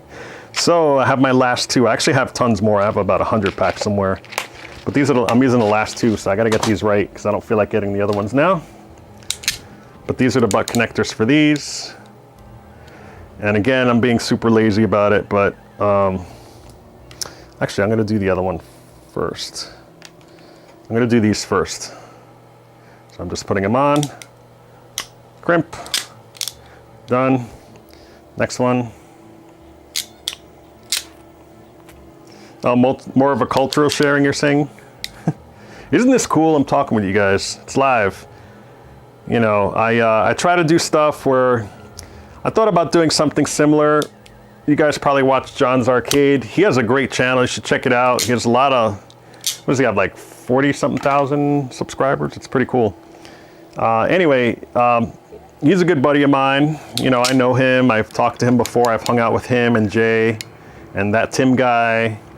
You know, really cool. What are you saying? I'll be wearing my 1981 Pac-Man costume.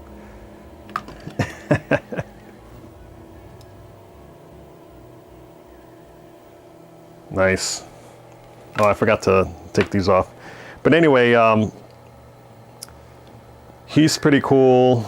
I really want to make a trip out to like Jay's Arcade. I kind of knew about, believe it or not, I knew about Jay's Arcade before John released the video, only because, you know, I talked to Tim or Jay, and I actually saw pictures of it. It was gorgeous, and I was really, for a while there, he was just about to open it basically, and then COVID hit, so it's like, gosh, you know, gorgeous brand new arcade, and like you can't even have people go in it. Really sucked, but you know. Good news, by the way. I'm going to share it with you guys. If you guys remember, I did a fundraiser for my buddy Steve at Fireball Arcade. If you want to see it, I have an arcade playlist where I visit arcades and stuff. And I visited Fireball Arcade, and he did it basically for nonprofit for kids after school to hang out at this place and not do bad things. So it was cool. And he also kept it very retro, where he actually took money out of his own pocket every month to pay rent for that place. He was not making a profit. And he would basically, I just gotta wash my hands here because they're full of, he basically would charge a quarter for each game. All his games were set for a quarter. Maybe a couple were set to like 50 cents, the really big ones. But, you know, he kept it old school. Like, you know, he's not using card readers, not charging $1 like some people do. And then I think the drinks were really cheap too. Don't quote me, but he would charge like 50 cents or 25 cents or something like that for soda up front, just like it was in the 80s or whatever, or 90s. And anyway, I did a fundraiser for him for GoFundMe. You guys donated. He got about, I want to say it was over $1,500 or something like that. And then I think they matched it. I can't remember exactly what the numbers were, but it helped him out tremendously. He was able to keep it afloat. And then I heard today, I talked to my buddy that's out there that talks to him. He just got approved for state funding where they finally gave him money to help his business. And it's not like a loan or anything. It's just, boom, here's a check. And so he made it, you know. He's actually open. He's doing an appointment system and everything's set to free play. And he has, I think, 10 to 15 people. Could be a little more if you all know each other. If you're all like, if you have a party and you all know and live in the same household, he'll let those people kind of go in and have their own private party. But I think it's like $10 at the door. You reserve it online and you go and play. It's really cool. So, you know, he's pretty good. There's some arcade owners that aren't as fortunate, you know, but, you know, I want to thank you guys on his behalf for donating towards the cause, and he's still open, you know, so, and he's doing pretty well. You know, it's $10 and you play for a few hours or whatever, and then they have to shut down, clean it up. You know, he has employees that volunteer. I volunteer there. So it's for a good cause, keeps kids out of trouble. All right, so this is all done. I have these connectors on. I have this ground that I'm ready to solder on the thing or crimp. I'm not really sure what I want to do. This is the Gauss coil, and it's upside down. So I have to turn it the other way. But like I said, if you do put it upside down, you're gonna have trouble with the anode cup, so I would not do that. Let me just grab these scraps of wire here that just came off when I stripped it. You know me, I'm a neat freak here. All right, so let's just put this in without necking it. And it looks like it's pretty much gonna fit. Goes right on there. You might have to get it in there. Oh, actually the connectors are in the way. This frame is just very weird. I've never seen one.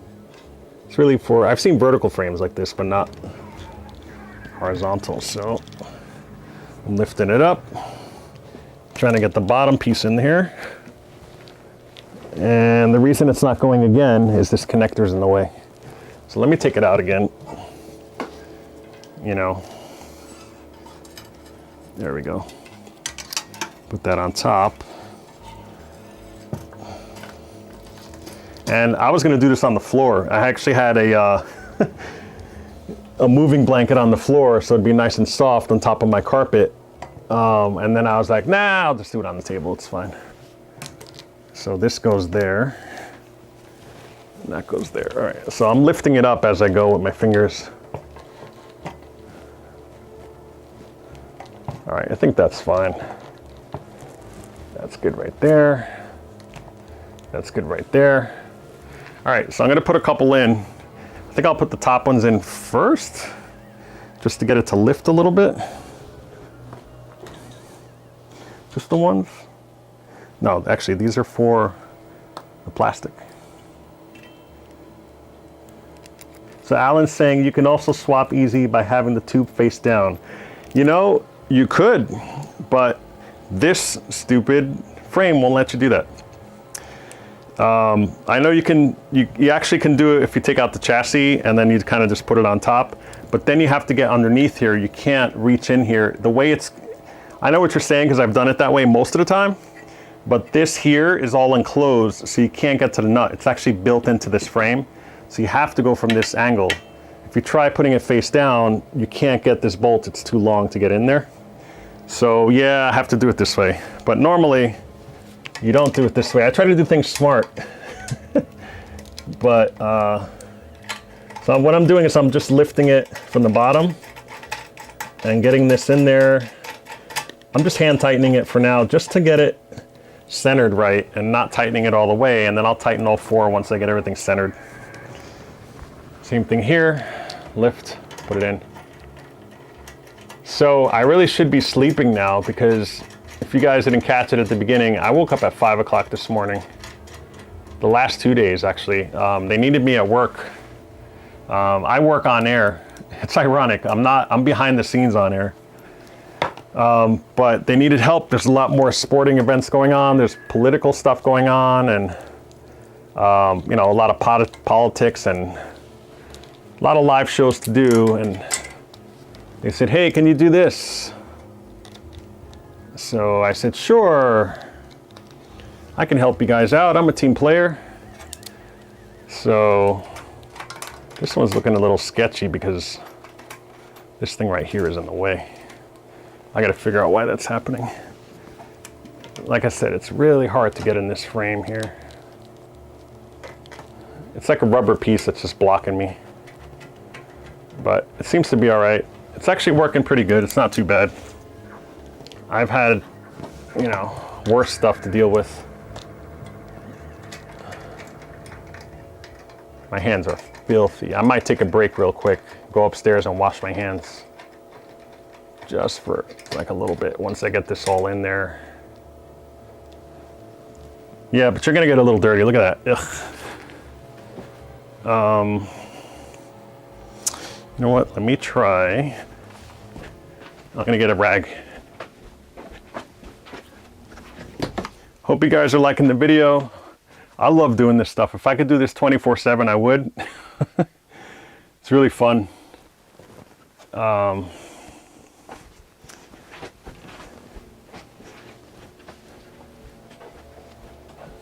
I did do it full time for a little bit. I was in between jobs 2 years ago. I want to say 2 years ago. You know, with freelance stuff, and I was freelancing here and there, but I basically hit YouTube and rebooted the channel and got it to a different level. And then what I crazily did, I ended up going full time and then working full time. And then I said, I have to keep this New Year's resolution. I really wanted to say I did it in my life. And every single Friday for a whole year, 10 a.m., I released a video. I didn't miss one. And sometimes I'd have more than one in the week. But that was grueling.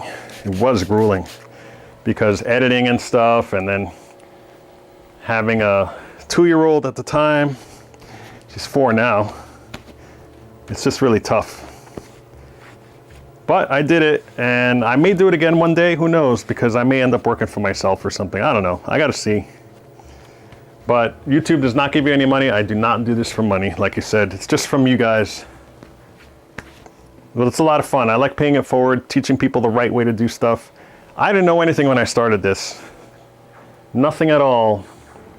And then just by reading on the internet, doing all kinds of stuff, and yeah, my hands are nice and clean now. You just kind of figure it out, you know?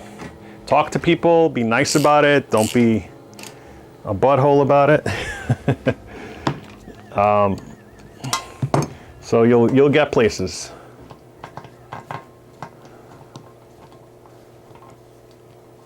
paying it forward. And I am gonna have new t-shirts. My buddy Mike actually is gonna help me. He's pretty good with ideas, and we're making another shirt actually. I'm not gonna tell you what it is, but it's gonna be a color version of the one you see out there. And that's why, Mikey, I'm waiting to get that done so I could send you that first. Because he, every time he comes, man, he always, I mean, I don't do it to get the $20, trust me, but every time he does it, he always does the $20 almost every time. And I'm like, what are you doing? You're giving too much money to the channel. So this is a dead, like, nuts fit here. It's working really good. I'm tightening it.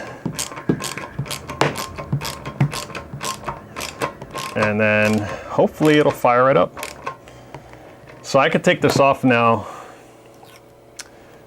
I could destroy it actually, because this sticker, like usually I save them to know what's in there, but I actually have a record of this on my YouTube channel, which I do have backed up. I have all of my YouTube stuff backed up.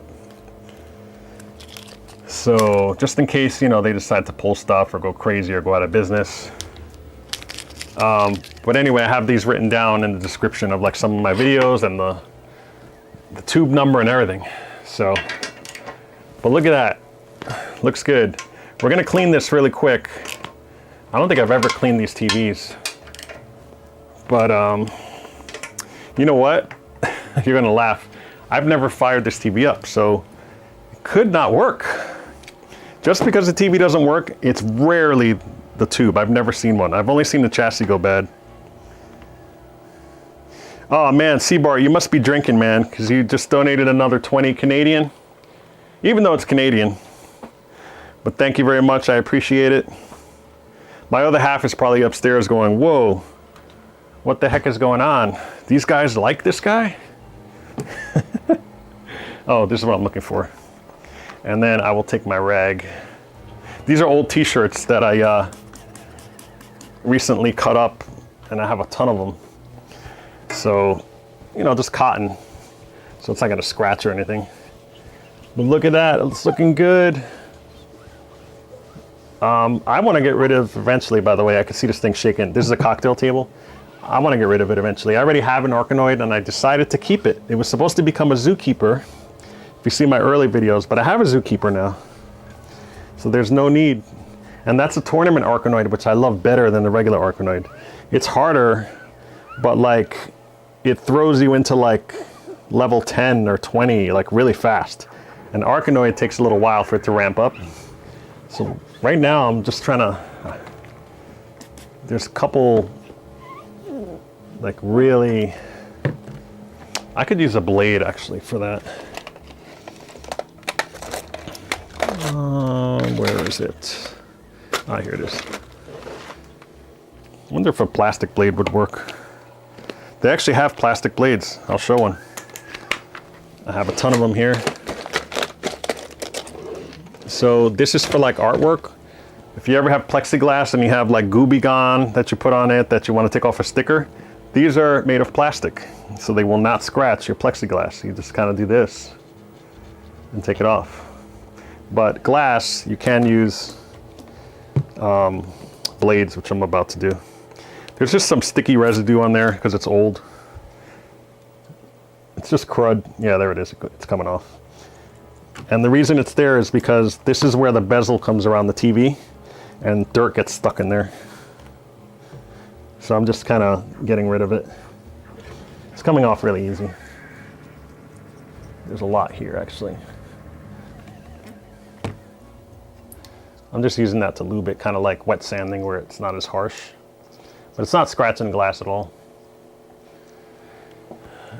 And all right, let me just dispose of that real quick. I can reuse that. It's looking good. You know, I'm doing all this stuff and making it look nice and it might not work. No, it's gonna work, don't worry. All right. Woo! We could celebrate by playing some Rolling Thunder. I'm going for the one, I'm not going for a world record, there's no way, but I am going for a 1 credit. I could actually do a 1 credit. I could almost beat the last guy on 1 credit, but I want to do a 1 or no death, 1-man completion, where I finished the game on one guy. All right, so what are we gonna do? Discharge. I know we haven't, you're like, oh, what are you talking about? It's discharge.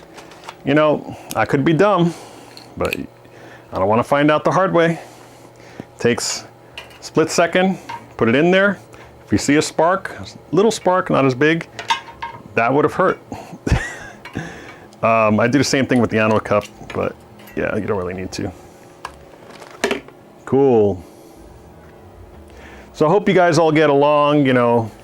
If it were up to me, once all this pandemic stuff is done, you know, I would love to throw a huge party, you know, like in a hall or something, haul all the games there, or meet you guys at ZapCon or somewhere, or MagFest. MagFest they canceled, ZapCon they canceled, Retro World Expo they canceled. Long Island Retro World Expo I think was virtual. Like, you know, pinball, right? The Pinball Expo in Pennsylvania. I'm close enough, I can drive to that.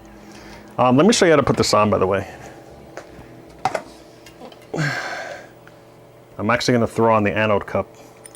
So, see how it has a hook? You basically hook one end in like this. It kind of like, it's a circle, but it has like these, it's kind of hollow in there. So you can hook it on one side, push against one side and hook the other side in and then let go. So that's what I'm doing. I'm hooking one in, pushing it one way, and then now it's in there. See, it's nice and firm. I kind of give it a little wiggle like this, just to make sure both ends are on. And that's it. Look, I put it on. People tie this, they wonder, hey, why do you tie a knot? That actually makes it a little shorter when you do that. So you don't want this arcing and flapping around. So a little trick, what people do is already like that, but you just tie it in a loose knot like that. You know, like you're tying your shoe, the first one, and that keeps it nice and neat. This I should have put in, you know what, I'm gonna take out the chassis just to show you how easy it is. And it makes it way easier. So this is one of those chassis that are like not as deep. So I could probably use this. Let's see. Yeah, it'll work. Cool. Some of them, I had a K-4600 that I could not fit this drill in there. That's why I bought that long piece. But I use that long piece for everything. For mechanics, for, you know, I do my own car stuff, I do my own brakes. Guess how I learned? YouTube. That's how you gotta do it. See, this doesn't fit too well, so I'm just gonna I'll put this long extension and show you guys. That's all it is, an extension. But yeah, I learned how to do my brakes on YouTube. And there's a guy, great channel, he has millions of subscribers, and I remember when I was a member of him, he only had like, I want to say under 1,000. And he just blew up. He's great. His name is Chris Fix. Great, great, great channel. He tells you how to do stuff on your car with normal tools. No fancy stuff. You can buy fancy stuff, but he's telling you, yeah, you don't really need to do that. Don't worry about it. Really good guy. Let's see if I hope I'm not blocking the camera. So I'm just taking this out like this. I should have not put that on yet, but the reason I'm doing that is because I want to be able to stick that in there. Yeah, let me actually take the anode cup off again. Just out of habit, I don't really put this under here without the ground on it. So that's discharge, but you push on one side and that's it. So the reason I'm doing that is because it makes it easier to plug everything in when it's off like that. So I'm gonna go ahead, because you gotta plug it in on the side here. Can you see that? So this will not fit. If you try putting it on the other connector, it won't fit. It's too wide. So you wanna put it on the other side and it works just fine. So let me put this one on first. I think yellow was on the outside. Although, wait a minute. I don't think it matters. Because this one looks like green would be on the outside. I don't know, I'm gonna keep yellow on the outside. If it's backwards, we just go and turn it around, that's all. And then this one, the red was on the outside. But yeah, like I said, you can turn these individual connectors around, just not the other way around, and they're keyed so they can't. So you gotta be careful, that's what I'm talking about here. What I'm gonna do actually, I have a zip tie here. I'm going to go ahead and just put a zip tie around this for some strain relief.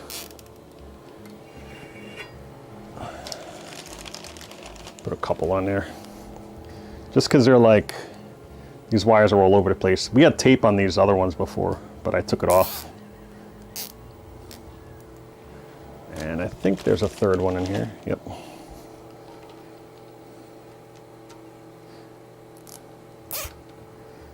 All right.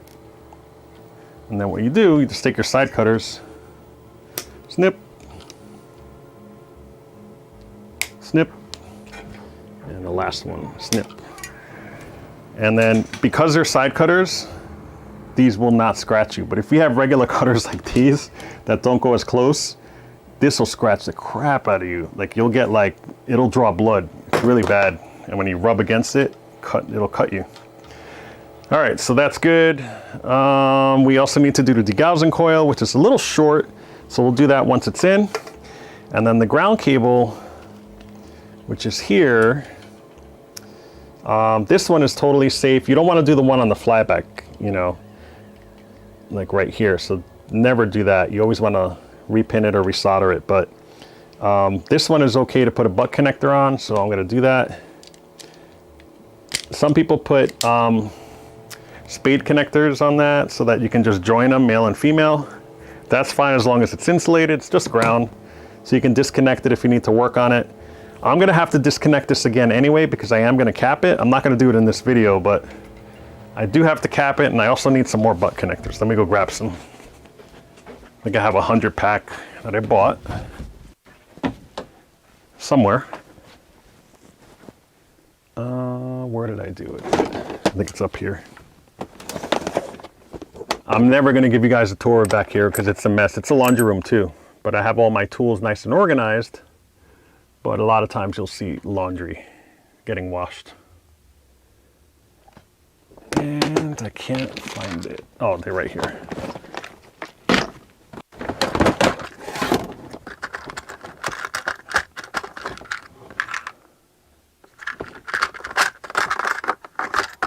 Actually, that's not them. What did I do with it? All right, I'll put this on top. We'll figure that out later. I know where there's some more. I think there's some in here.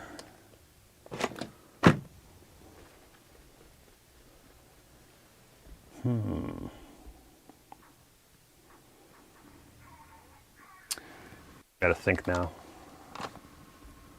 That's the worst part. You put stuff, you don't remember where you put them. I bought tools thinking I had them, and then like an idiot, I had it in my trunk or something like for years and not even realize it. I'm also gonna get a tissue here and blow my nose.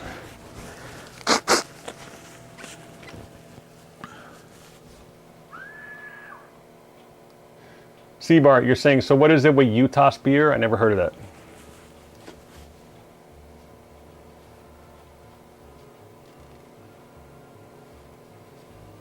Yeah, we're a nerdy legion, all right, Mikey. By the way, if you're just joining, welcome to the channel. We have about 31 people watching now. You know, it keeps going up and down. I see Raul Billy Jean, shout out to him. I'm trying to say everybody's name here. Greg has been with us since the start here. I think Yodi joined after. Let's see, there's Seabart. Let's see, if you guys want me to say your name,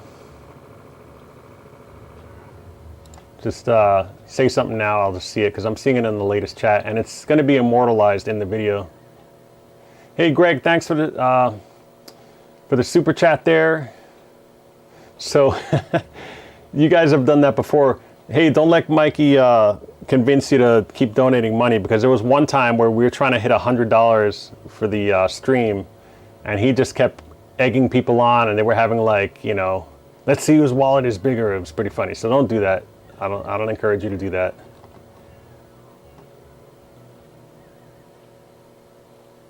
Hey, that Tim guy was here. I missed him earlier. What's up, Tim? That Tim guy is saying, Rob Harker only likes to watch my videos if you have a beer in it. Yeah, we get together every week, you know, if we're not busy and stuff, and like some of the stuff we do, it's pretty funny.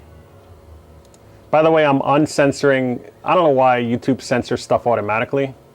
If you say the word, you know, ass or something, this is an adult channel, it's fine. It's not for kids. You know, they did that whole law where you don't want us to have stuff for kids, so I kind of just left it for grown-ups only, so I don't want you to swear like crazy, but just, you know, be civil, that's all. But we're all adults. We've heard it before.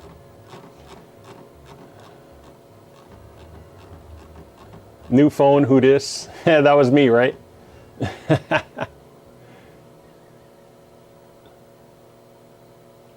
Wow.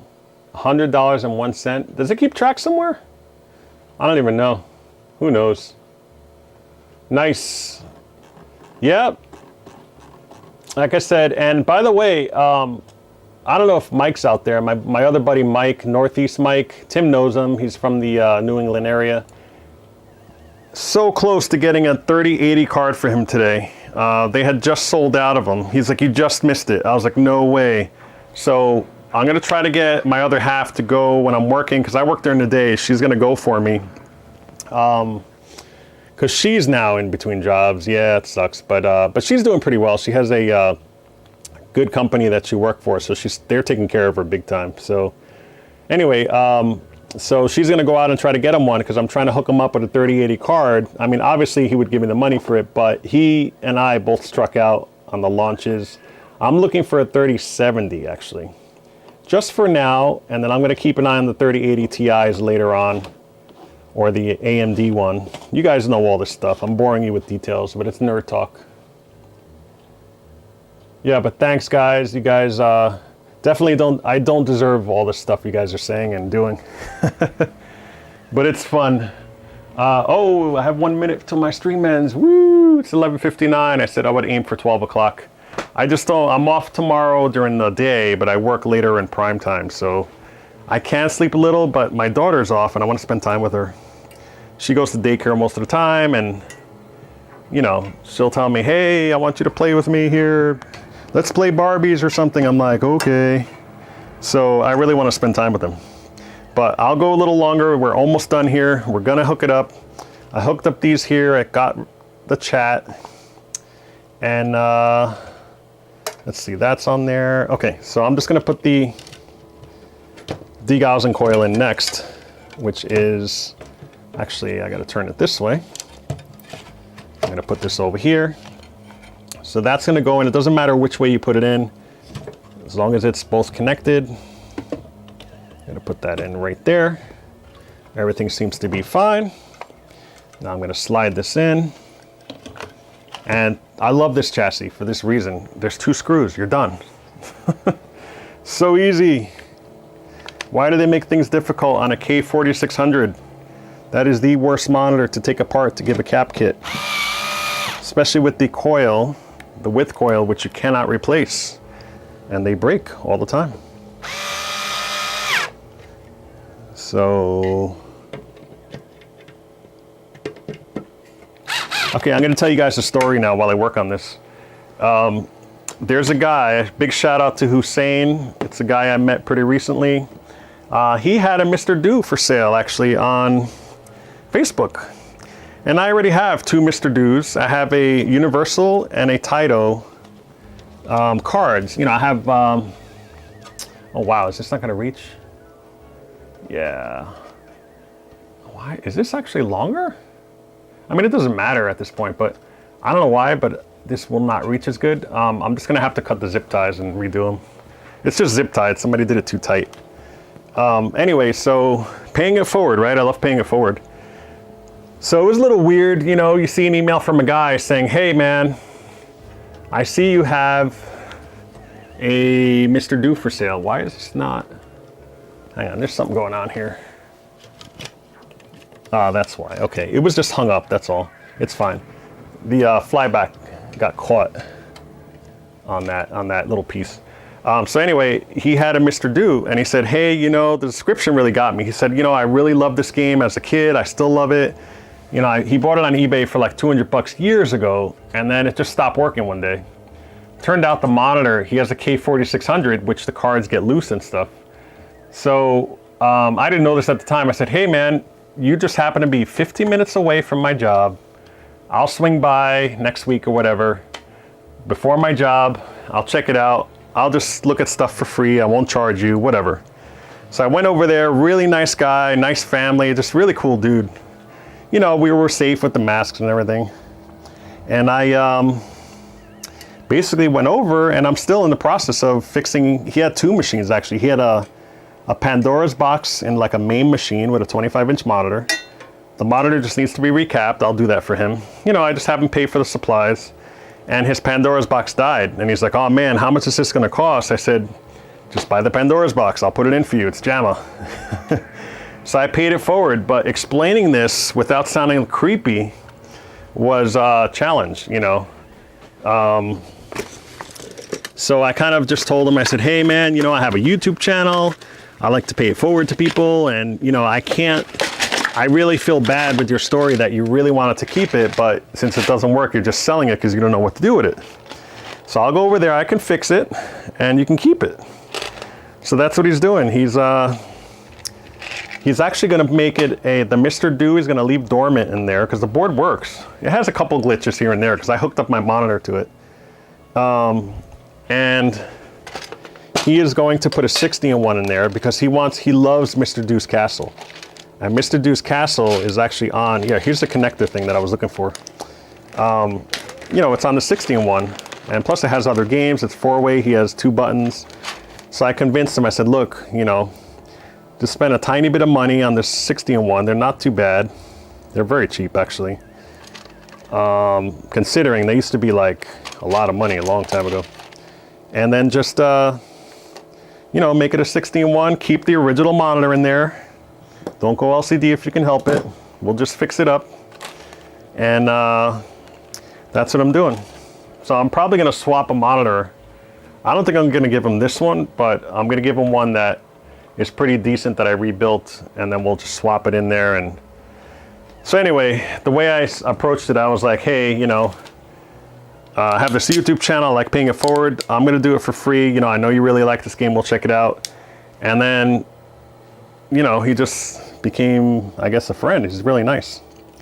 And then he actually offered, he has some property in Orlando. He's like, if you ever go to Disney World, he's like, you could just stay at my house I have out there. I have like a few houses. And I was like, hey, no problem. So, you know, the human race is still great. Don't ever forget that. It's pretty horrible too. There's some pretty weird people out there, but for the most part, you can pay it forward and good things happen when you do that. So I'm gonna hook this up here. I'm not gonna hook it up down here actually, but I'm putting these 2 pieces together. They're just ground. Always hook this up. If you don't hook it up, bad things happen. So, you know, always double check your work when you're putting stuff back together. And by the way, this is a 30-minute job. I'm just stretching it out because I'm talking, I'm looking at stuff. I didn't have all my stuff prepared ahead of time, you know. So this is ground. It's going to the ground on the board. You have the power connector, which already is fine with the chassis. We got to plug this in. I've not plugged this in before and just left it like that. This thing, when it turned on, was like bzz, bzz, bzz, making all kinds of pops, and this happened to me. I've done everything. You know, you got to learn the hard way. I will not learn the hard way right now and do it again. Can never do this too many times. Never. There's your safety. I'm rubbing it in because you guys wanted to know about safety today. And I can't really see, so I'm trying to actually get this in here. So you just bend it backwards so you can see what you're doing. Some of these are really old, where the rubber is all worn out. I would say replace it. I would never just replace the wire, which is this, and like take it out. Just replace the whole flyback if that happens. Some people say you should replace the flyback if you recap it. I typically don't. There's some monitors that have flybacks that are definitely you want to replace them, but some people swear by it. I It could take out a lot of stuff if this goes bad, so people replace it. But sometimes the Chinese terrible replacements that you have are really bad quality, and they'll kill everything else when you do replace it, thinking it's new. So just because it's new doesn't mean it's better. All right, so I think I have everything. Let me just double check. I plugged in the yoke, I plugged in the degaussing coil, plugged in the, or actually have this on here for the ground. Anode cup is in from the flyback. The neck is on. Did you see it fit? Fit perfectly because it's the same CR31. And also this thing right here, like I said, I actually made this. If you ever go to like takeout, they have like these cardboard box thingies. You could take those. Here, I'll show you one really fast. I know I keep getting off track, but it's really important that you guys know this stuff because it really helped me out. So at my job that actually my last job and this job, the cafeteria usually, you know, you're paying for it, so it's yours, right? But you go in the cafeteria at work, they have these things here that you open up and you serve, you know, you put your food in it and stuff, right? You've seen these before. These are the perfect material to make these. So if you have one already, use this as a template, put it over here. You can see this one I already cut. I might have grabbed, yeah, I already grabbed, you see how I grabbed like a little fold? See, it's almost the shape of it right there. So I cut one of these off, and then you just line it up to the other one, and then you cut around the, you know, you make the, instead of making it square, you cut these to be exactly that. So I made a ton of these. I have like 10 of these in my box. I still have like 20 of these just stacked up, you know, nice and flat, like stacked away like this. And they're perfect for making these. So I have all different sizes. I have a G07, I have a 4900, a K-7000, a 25-inch K-7000. Like there's just, this thing is awesome. So I forgot to mention that in my other videos, but that's how I make them. So I made this one right here. It's brand new. And then you just, you know, you take a scissor or something. I usually take a drill, like a drill bit, and you just kind of just twist it in until it makes the hole. And then you zip tie it where it's supposed to go on the real thing, and that's it, you're done. Really cool, and like I said, you won't brush up against it if you're working on it and get shocked. So, all right, that's all good, we're good to go. I am going to, what do you want to see first? Do you want to see this side first, to see if it smokes and blows up, or do you want to see the front? What I think I'm gonna do is I'm gonna leave it this way, let you guys see it lit up, then I'm gonna turn it around, turn it off obviously, turn it around, turn it back on, let you see the front. And then we'll see there. So right now, let's see what you guys vote on.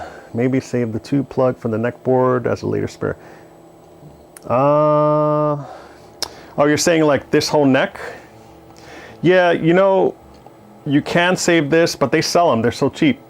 You can get this for like, I don't know, $1, $1. You just order it online. There's parts that they sell this little socket where it plugs in, because these go bad. Sometimes if you have focus issues, it's really rare, but the pins sometime in these sockets, they just don't connect right, they get stretched out. So you can actually resolder that whole connector on there and just fix your tube. So I am gonna take off the yoke on the other one. Remind me to do that, because sometimes I forget, I'll put it together, I gotta take it apart. So I still have to stick the other one in there, but I'm gonna clean up in a minute. But what I'll do now is I'm gonna put my test pattern generator in while it's discharged and it's on. You could do it while it's not discharged, but you know, I feel more confident going, yeah, I could touch anything, I could do this and it won't do anything. But when you're doing it while it's not discharged, you're just a little more careful. So I'm sticking that on there, sticking that on there. All right, it's set up just like these. And shout out to Aaron, buy a test pattern generator, they are awesome. I had a giveaway last year where this guy Dylan won. And thank God that it came straight from Mike's Arcade, because I think he had, was it Mike's Arcade? No, I think, you know what? I think I ordered, this is what I did. Actually, Aaron gave it to him direct, and he had to ship it to Alaska. I felt bad. But out of all the states he was in Alaska, like the furthest state, the most expensive state to ship to. So, and then I ordered stuff from Mike's Arcade. I ordered him this harness. And then that, because it doesn't come with the harness when he gave it to us, but you know, he donated this, it's like $80. I sent him the harness and a t-shirt, and he won the contest, so I might have another one soon. you know, maybe for the bit kit, that would be cool. I now have the bit kit. Don't know if you guys know that, but it's awesome. You load the games by Bluetooth. So you can have a laptop with Bluetooth, whatever. You just load the games. You don't have to open it up. And it has Namco, Pac-Man, like all the Pac-Man boards. They're FPGA. It's not emulated. It's an amazing little board. Has Nibbler on there, Scramble. Yeah. The VR on the 4900. Nah, it shouldn't scare you, Galaga. BJP. I'm going to test B+ on this if you want to know. It's actually the blue wire. There's a red and blue wire going to this resistor on the side. And it's a ceramic one here. And it's really hard to get to in this case. Usually it's exposed, you just kind of go on the side, but I have to use like alligator clips to get in there. And the blue one actually is the one that's closest to this side. I gotta check it. I can't remember what to do on that, but yeah, I'm gonna do a big kit video. Technically, tomorrow's the last day. They're having a contest where you can win stuff on Aaron's. If you're on Facebook, join his group. He has a big kit group. It's really cool. It's gonna make you want to buy one because they have kits all the time. And what's awesome about this thing, since it's Bluetooth, you can upload your scores. And then when you upload the scores, like you do it through the interface over there. You can even do it actually on your PC. When you log in, it kind of connects to it. You can hit upload, it uploads it to his website where it shows the leaderboard, and you don't have to like, you know, like it's legit. It's not like anybody can cheat because you're in the game and it does it directly. You're not altering the score at all. So it's really, really, really cool. I haven't played with that part of it yet. But I do have an app that I use. Let me get the name of it here. It's called Arcade Sidekick. Really cool dude that writes it. He adds stuff and he adds games all the time. It's for pinball and arcade. I think it's $2 in iOS or Android. I'm not sponsored or anything by him, but that app is really cool. It's all on the honor system. You just enter your score or whatever. But I have a group in there, DeLuSioNaL's Arcade, that you can join. And eventually I'm gonna start having some stuff on there where we'll have a contest and we'll, you know, be able to win prizes and stuff. I say whoever has a high score in this game, or we can kind of compete. And you can just go to the Dell's Arcade section and just go. But yeah, it's a $2 app. It's really cool. And you can just tweet the guy if you want a game that you don't see in there. Like I had him add all the variations of like Speed Pac-Man and Ms. Pac Attack. He added all those. I just plugged in my... Let me actually just... There we go. My phone's now charging. My phone was dying. All right, so let's plug this in. I'm gonna turn this on and I'm just gonna plug it in and everything's hooked up. Oh, except for the power. I'd be wondering like, what's going on? So this is my extension cord. I will plug it in here and we'll see if bad things happen. And if this dies, it blows up, I have tons of K-7000 chassis, so. I got one right here, completely rebuilt. I have, actually that's a Geo7 that's completely rebuilt, but I have another one in the other room. So I'm good, but I'm pretty sure it's gonna be fine. I'm just double checking everything. That's connected, we're good. So if anything, the image might be backwards. But all right, let's see. I'm plugging it in, ready? Let's go.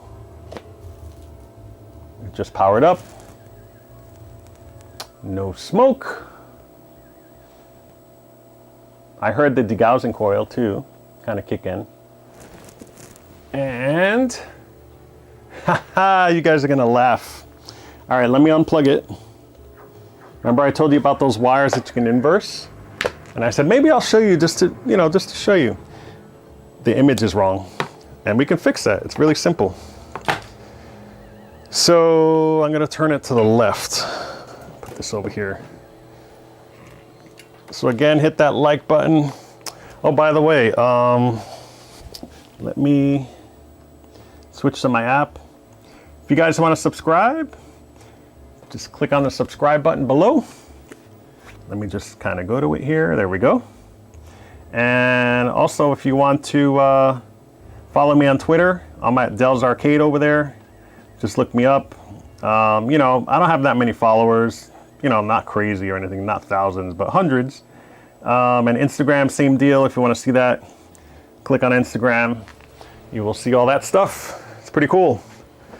I say stuff all the time and I leave little hints here and there of what I'm working on. I'll just leave this right here and I drop a picture and people are like, no way, when are you gonna cover that? So, okay, so this is off, I unplugged it. I'm gonna turn it this way so you can see the burn-free monitor.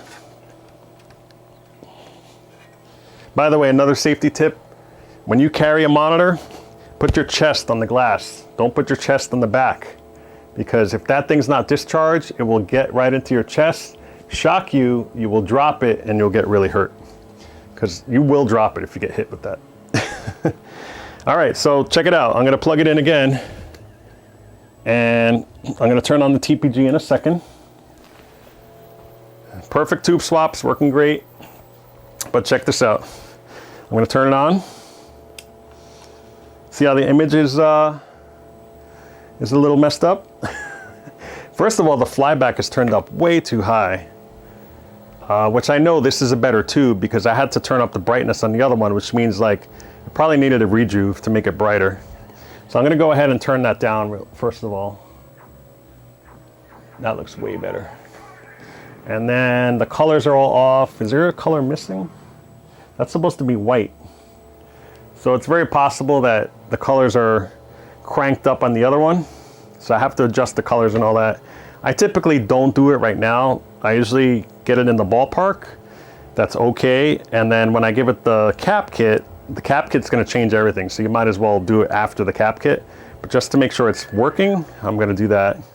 The focus knob, we're gonna focus it so it's backwards. See, there's blurry right there. That's really nice and sharp. Let me do it again.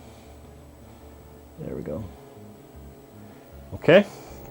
And I'm going to turn up the brightness here because I turned you always want to turn the flyback down first and then turn up the brightness. Oh, you see that? You see that? I'm holding down the brightness button, then I'm letting go. So this needs to be reflowed. I always, that's funny. I always change the pots on these because of that. So that looks like a perfect image right there. But obviously there's a cold solder joint. I could probably pull it out and quickly just reflow it. I might do that. But yeah, so we might do that. That'll take a minute or two. Let me start heating up my soldering iron. Oh, you know what? I think I unplugged it. Let's see, was it this one? I think it was. I used it for the light, so let me turn it on. Yep, so I'll let that heat up. We'll reflow it in a second because I have to change the connector. So see how it's backwards? It's actually, let's think about this. If we were to turn it this way, the copyright is what you want. It's actually flipped upside down this way. So if we flip it this way, that would be vertical. So we're gonna change the vertical one, which is the yellow and the other one. So remember I said, hey, they might be in backwards because they don't match. I'm gonna inverse those. I'm not gonna do it while it's on. You gotta do it while it's off. So I'm gonna do this. And you can discharge it, you don't have to. I'm gonna do it because it's a little tight in this area here. So I'm gonna go ahead and discharge it. Make sure it's on. Could be plugged in, it's no big deal. It's not popping or anything. Holding it there, okay. It's discharged, I'm just making sure the anode cup's still on, yep. And what I'm gonna do, I could turn this off too. I'm going to, let me just turn this around so you guys can see. So I'm gonna take out, it's really hard to get in there. So I think I have to take the chassis out slightly. You know, this is the easiest chassis to take out. That's why I keep saying, oh, I'll just take it out real fast. I'm leaving everything plugged in because you're not really gonna move stuff. I'm just using it to get a better access to that plug. But normally if you could squeeze your hand in there, you can probably take it out without worrying about it. So I'm just gonna slide this out. It's discharged. Let me just grab it by here. And then this connector right here, the yellow one, I'm gonna pull it out like that. See how the yellow was on the outside? Can you see that? Maybe I'll zoom in a little bit so you could see. All right, see how the yellow was on the outside there? I'm just gonna turn it. So I'm turning it this way, twisting it the other way. So now the green is on the outside and the yellow's on the inside. And then I'm gonna somehow, that's why I took it out, because it's just a lot easier to see. I'm trying to just look here. You can't really see in there. Let me get a flashlight. I got a shadow going on. All right. I'm gonna use pliers because I can't reach with my fat fingers in there. I'm just gonna hold it down like this and plug it in. I just can't see. Right. Man, this is a beat to get in there. Let me actually switch the flashlight to that, yeah. Oh, that's better. So you gotta be careful because the horizontal width coil is right there. And I don't wanna mess with it. You can't, unfortunately, can't pull it all the way out because I'm trying to mold it so it's nice and straight. I can't take it all the way out because everything's connected still, like especially that ground wire. But you guys saw it working, it works fine. We're just gonna change the image. And normally this takes 2 seconds, but oh, there we go. Got it. Whew, that was a pain. All right, so all I did was inverse it. This is still plugged in. Now we're just gonna pop this back in there. And if you're new to the channel, welcome to the channel. It's a really awesome channel that I put a lot of love into. The audio quality is one of the things I upgraded pretty much right away. I have wireless, actually I used the lav mic originally and now I have a wireless lav mic. And it's a pretty decent chunk of equipment. Do I have it over here? Yeah, this is it right here. It's a Rodelink wireless. This thing is a beast, it's pretty big. I have this on my camera as well. And I've upgraded since I have 2 of them.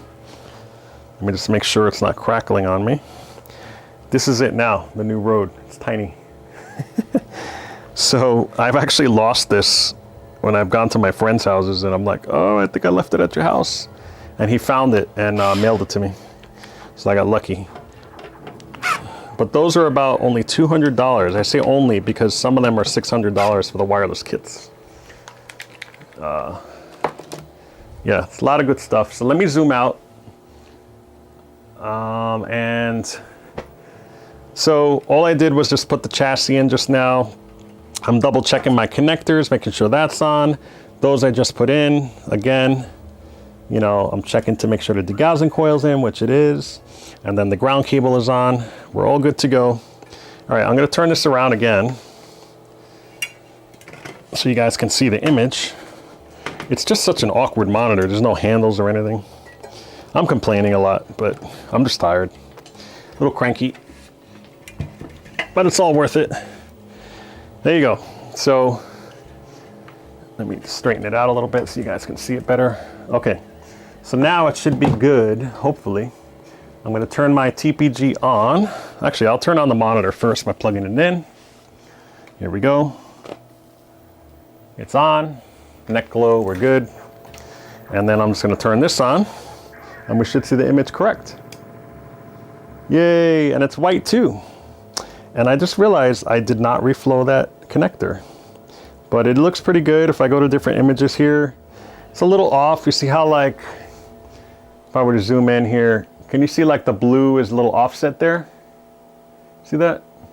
That's a convergence. But before you mess around with the convergence, just take your overdrive. There's usually 2 on a K-7000. I have the thing right here. There's actually 2 on there. it says they're labeled. There's red, green, and blue. So I'm going to take blue. There's an overdrive and there's a regular one. And you're just going to take this overdrive one and turn it down. And you'll see, watch, just like magic, it'll disappear. Check it out. I'm just turning it down. That's all I did. Instant convergence. So little trick of the trade there. So when you have the pure white that you have, the better it is.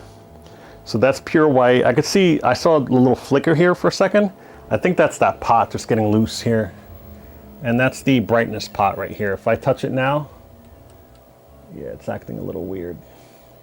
Here, let me turn on the blue a little more. Because I see, you can't really tell on your end, but I can tell on my end that it's a little screwed up. I'm just lowering the cutoff slightly. All right, and there's a tiny little fold here, but I just still have to adjust everything. But for the most part, I just got caught on here. For the most part, it looks pretty good. You know, tube, I mean, we already zoomed in. I'll show you the images. We'll zoom in again just to show you that there's no burn-in. And it looks way better than it did, right? We had the white screen. Let me go to the white screen. And the thing too, it may not look as good as it does when I do videos because I color correct it to make it look a lot better than it does. The camera kind of distorts it and makes it look like bluish. It's on the blue side. But here's the width coil. I could try changing that. I usually don't mess with that. Especially now. I'm not going to mess with it because the width coil is really delicate, right? So if you put this in there and you turn it, because this tool does it. By the way, I have about 10 of these. So I'm going to do a giveaway where I can give some away. So, you know what? Since we're working on a monitor now, I'm going to give away 5 of them. So you guys are going to go crazy. I guess I don't know how I should do this. I guess the first 5 people that are still around now will get one of these. I'll just mail them to you. I could just stick it in an envelope and mail it to you. I have brand new in the package. I said I would do a giveaway during like one of these live things. I'll just do it now. I'll give away only 5 for now. But I have a supplier that I get them from, and I bought a whole bunch when I got it last time, so I have a whole bunch of these. So these are awesome. If you're ever afraid of monitors, they're almost the size of the monitor. It's pretty close. They're really long, and it has the tool right here to turn the knobs, so you don't have to kind of hold them like that and get your knuckles on stuff. And then the other side has it for the horizontal width coil, where you can just stick it in there and never use an Allen key. That will give you a shock. You're gonna use this, which is nylon or plastic. So anyway, I gotta try to reflow. It's not acting up though when I'm touching it like it did before. I wonder if I just had a loose wire. I don't know, I'll deal with that later when I cap it, but yeah, it looks pretty good. And the reason I'm not adjusting it now is sometimes when you do a cap kit, it gives the B+. You can't adjust B+ on this. It's automatic. On a K-7000, it's either at the B+ it should be or it's not. I'm not going to test it in this video. I'll do it in a future one. But anyway, if your B+ is low, usually when you turn it up on other monitors, this will actually stretch out more. It gives it more power to go to the end. And you don't have to mess with the width coil at all. So that's a tip. So never adjust this before you recap it. Always do it after, because those width coils are so delicate. And on the K-7000, I don't know if they make them. I'm not sure. They're kind of unique looking. All right, they were zoomed in so we could see the burn-in, and there is none. That's white right there, and you don't see anything. And I'm actually going to use the rag because I got some fingerprints on here. It looks really dirty. But look at that. Burn free, guys. Completely burn free. Totally worth it. I always rebuild my K-7000s, and I have tube swaps, so we're gonna have to celebrate with some Rolling Thunder. So now you can see here, you see the blue? It's a little like, I don't know if you could see that at your end. There's a thing right here where they're a little off down here. Let me see if I can zoom in on that, because you have to see it to understand what I'm talking about. So if you look here, see how they're a little off still? You could do the same thing I just did, where you turn down the colors, the cutoff on one of them. And what color is that? That's messed up. It's the red. So I'm going to turn down the red a little bit. On the red cutoff, it's called. So let's see if it disappears. Nope, that's actually the wrong one. Let's try the one next to it. That's not cut off, just red. Oh wow, that one's not really doing anything. Let me get my screwdriver. Yeah, I'm definitely going to replace these. Never use a screwdriver like I'm doing. I'm just doing it because I have really good access to the plastic things. And I'm actually going there. Oh, it's starting over. Let's see if a few more fall.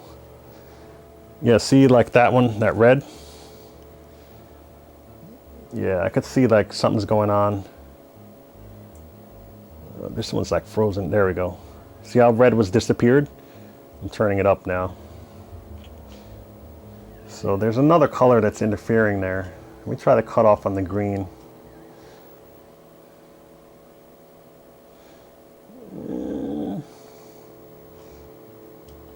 I don't want to press too hard here. Let me use this other stick again. That pot was just broken, is what it was. A little plastic piece. Nope. Cut off. Yeah, so you can mess around with it. You kind of get the idea. Let's see, we go here. This is really where you want to look to make sure everything's good to go. I mean, again, I'm not going to adjust them. It looks good to me, just like that, really quick. Let's see if we can see it in the camera. Yeah, it looks pretty good to me. I mean, that's red, green, and and blue all together to make white. So if you go really close, you can see some of the blue. See that right there? How the colors are overlapping. But it looks good to me, like when I'm looking at it. That's like super zoomed in, but if you zoom out, it'll probably look better to you. See, like that. That's still zoomed in, it looks good, but when you go really far out, it's fine. So this one is perfectly converged. This is exactly why I'm a fan of doing a drop-in replacement, because when you don't, you have to switch the yoke and take it off. That's when it can get pretty hairy. Where you take off the yoke and then you have to converge it, and then you got to mess with this crap and the rings and all that stuff. So yeah, so I'm going to stay actually zoomed out here, and I will put this back in my toolbox. Get this. All right, so this one is pretty much done. Now I'm just going to put the other one inside the, I'm actually going to unplug it here. Okay. I'm going to unplug it. I'm going to give it a quick discharge just because it's going to be floating around and I don't want my kids touching it. Again, I don't think it needs it, but let's do it, right? Why not? So let's put it on the edge there. And that's good. Nothing. And it's fine. Making sure that's on. Whenever you discharge it and you lift up the cup, you always want to try to put it on. You know, like wiggle it so it's not loose. All right, so let me take this out now. Nice strong cables. I can kind of just pretty much grab them and not have to worry. So that's my test pattern generator. Perfect tool, you gotta get one. I will unplug this right here. And let me quickly turn the camera. All right, there we go. I just gotta turn the viewfinder, I keep forgetting that. All right, so this is perfectly done. 100% burn free. You guys can do it yourself, it's pretty good. Like I said, the hardest part would be trying to figure out the bolts and all that stuff, and measuring stuff, you know. But the measuring stuff, you get it easy. I have charts everywhere. I don't have it in the description here now, but I will. By the time you see this video, if you replay it, it'll have all that information in the description on what ohms, you know, the K-7000 is, what the G07 would be. But this monitor right here just went up in value because people love burn-free stuff. You can charge $250 and up for that if you sell it, which I probably won't, but all right. So we're first gonna put it in, then we're gonna take off the yoke. So let me just figure out how to do this. Sometimes for kicks, I put them in upside down just for fun, but you don't need to do that. So all I'm doing is I'm putting this right in here. It's way easier. I'm just trying to not pinch my fingers here. Those two are in. These two are not. So I'm lifting it up. Oh, I almost had it.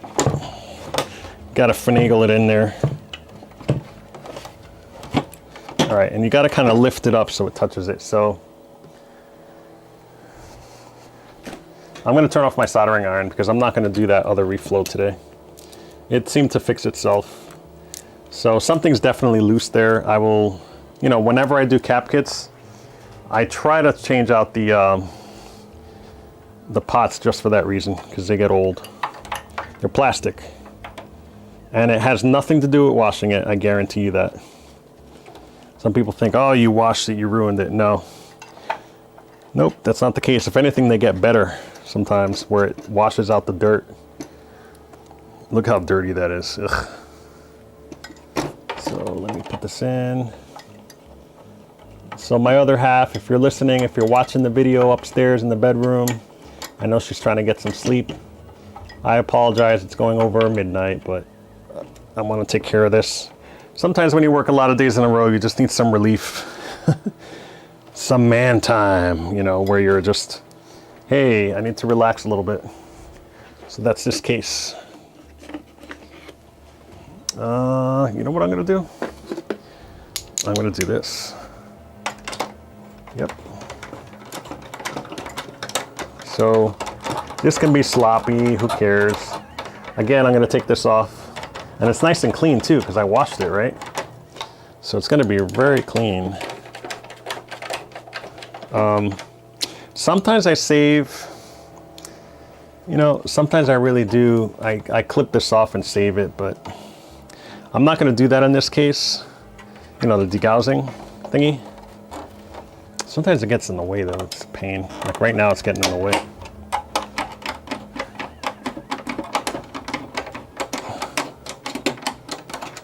And by the way, don't think that you can take this flyback and use it on a K-7000. Just because it's compatible does not mean that this flyback, it has other things connected to it, resistors and stuff. So you're taking a big chance if you think you can use that on a K-7000. It's not compatible.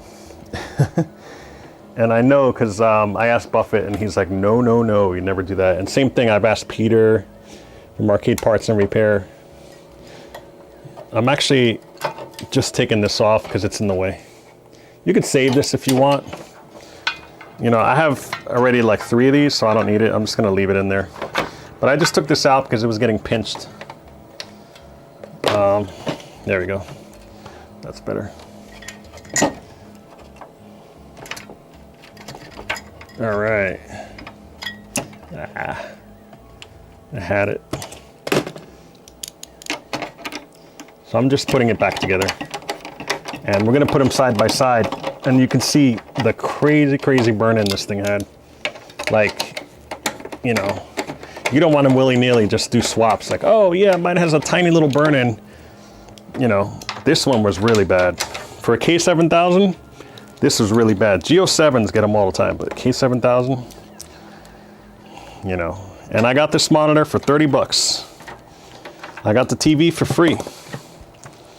The donor tube. So that tells you how if you just shop around and do things smart and watch my channel, you will benefit. Yeah. So I'm gonna throw up my logo again here. Let's see. Don't forget to subscribe. There you go. I love this thing. It's on my phone now. It's like a remote. And I have fades and transitions. It's really cool. And now this I feel is a quality video where, like, who cares if it's 3 hours or whatever, because you really benefit on that, you know, on everything that's happened. So this I leave connected. You don't have to. I just don't want it flopping around when I'm moving it. You could discharge it again, but I'm pretty sure it's fine. These are a pain to get onto.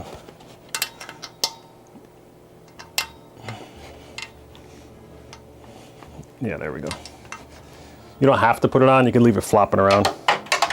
Again, the quarters cut, not big deal. This I'm taking off, so here's how you do it. There should be like a screw here. So if you were doing a tube swap and you did not have everything matching up with the ohms, you need to take that screw out,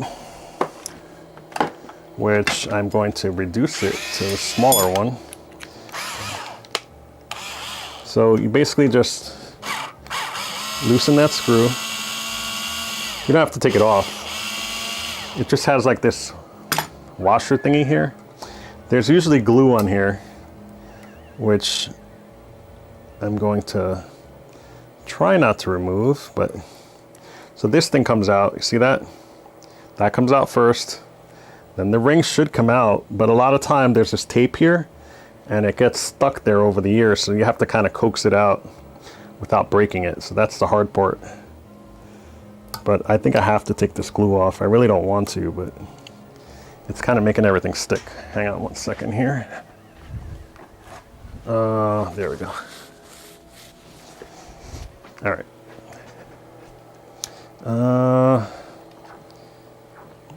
Yeah, see, now I'm turning the rings. I don't want to do that, but it's just spare parts, so it's not the end of the world here.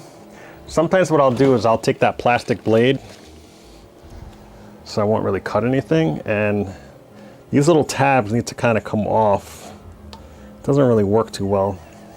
So I'm going to use the blade that I had before, and I'll just kind of do this just to get in there, you know, without breaking them. There's one, it came loose. There's two, it came loose. Three, these are all loose now. I'm just running them in here just in case, but you're just basically getting something really skinny. It's not really cutting anything. You're getting something really skinny in between the glass and this plastic piece. And then this should come off. If I just do that. I'm gonna end up breaking it, watch. Hold on. This one's still stuck on there. There we go. All right, see it move? So I can put that in the garbage now. So this whole thing pulls off. So you'll want to figure out, you'll really want to keep it together. Like some people take a paint marker and just paint it before they even touch it so they can line everything back up. But when you put this on the new tube, you're going to kind of put it on like this, and you're going to turn it. And this is all while it's on, by the way, with the neck. You're going to turn it so that you see the image converge properly, and then you leave it, and then people put hot glue there or whatever. But I'm saving this. These are good parts if yours break, or if you need, let's say you find a tube and yours is busted or something, or missing or broken, you can grab it. So now there's the other screw here, and I'm going to take that. Same thing. It's like those plumber tension thingies. And I'm lucky because I have a YouTube channel. I can just look at my YouTube channel on how to put it back together. So a lot of times these are like, it has, oh, this is kind of gross, but it has like these little slots that go over it. You can take this whole thing off and take it off, but I think once you do that and you break that free, it's gonna, this is like special tape. I actually have this tape where you could scrape it off completely and then you put it on. It's some sort of conductive tape that you put on either side. But that's really what's, when it melts and gets hot, it kind of gets sticky and it makes this stick to there. So those plastic pieces, to get it off, you're gonna have to sometimes, oh, this one's actually coming off pretty easy. You're gonna kind of do this to get it up there. And boom, there it is. So that's how a tube looks, nice and skinny. That's why they call them skinny necks. You don't really realize it till after it's off. So this here, I'm just gonna put in a baggie. I'm gonna put it in my shelf over there next to my other stuff. I'm gonna label it K-7000 yoke. And it's perfectly fine. I mean, it worked. We saw it work before we took everything off. So you don't wanna throw this out, save it, because you will find a tube that's not compatible, and then you can take this, pop it on there, and it becomes compatible. So we will do a video when we take one off and put one on, not on a K-7000, but probably a G07. So I'm just gonna put this in the background here and lay it on the side. I'll put it in a plastic bag and stuff later. So now that this is done, you can put this back on. You can leave it hanging. I'm gonna put it back on so it doesn't rattle around in here. Why is it not stretching like it should? Oh, you know why? Because this Well, I don't know why actually. Oh wait, there we go. Come on. I'm trying to look at the key.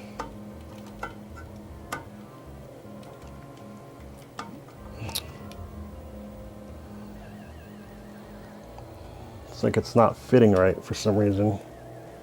I'm just being a doofus. It's supposed to go on this straight like that. Here's what I'm gonna do. I just don't want it rattling in there when I'm lifting it. We don't need them, right? So now I'm just gonna put it on here. Or you could just throw it out.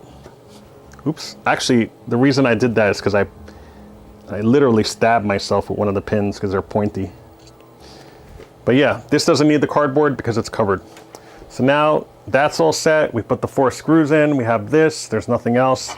I always suggest if you do this, cut off the cord. You don't want people plugging this in and saying, oh, look, a free TV. Let's plug it in. Boom, burning their house down or getting injured. So, you know, we're trying to be safe. So I did that. Where's the cover? Ah, right here. So now I'm going to put this back on. Just get the wires out of the way so it can close. I'm going to donate the dust in here too. So I'm trying to look for it. There it is. All right, fits perfectly together. Now you're going to take your screws. And I think I said a 1/4 inch, right? Were they a 1/4 inch? I think I did it with this. Yeah.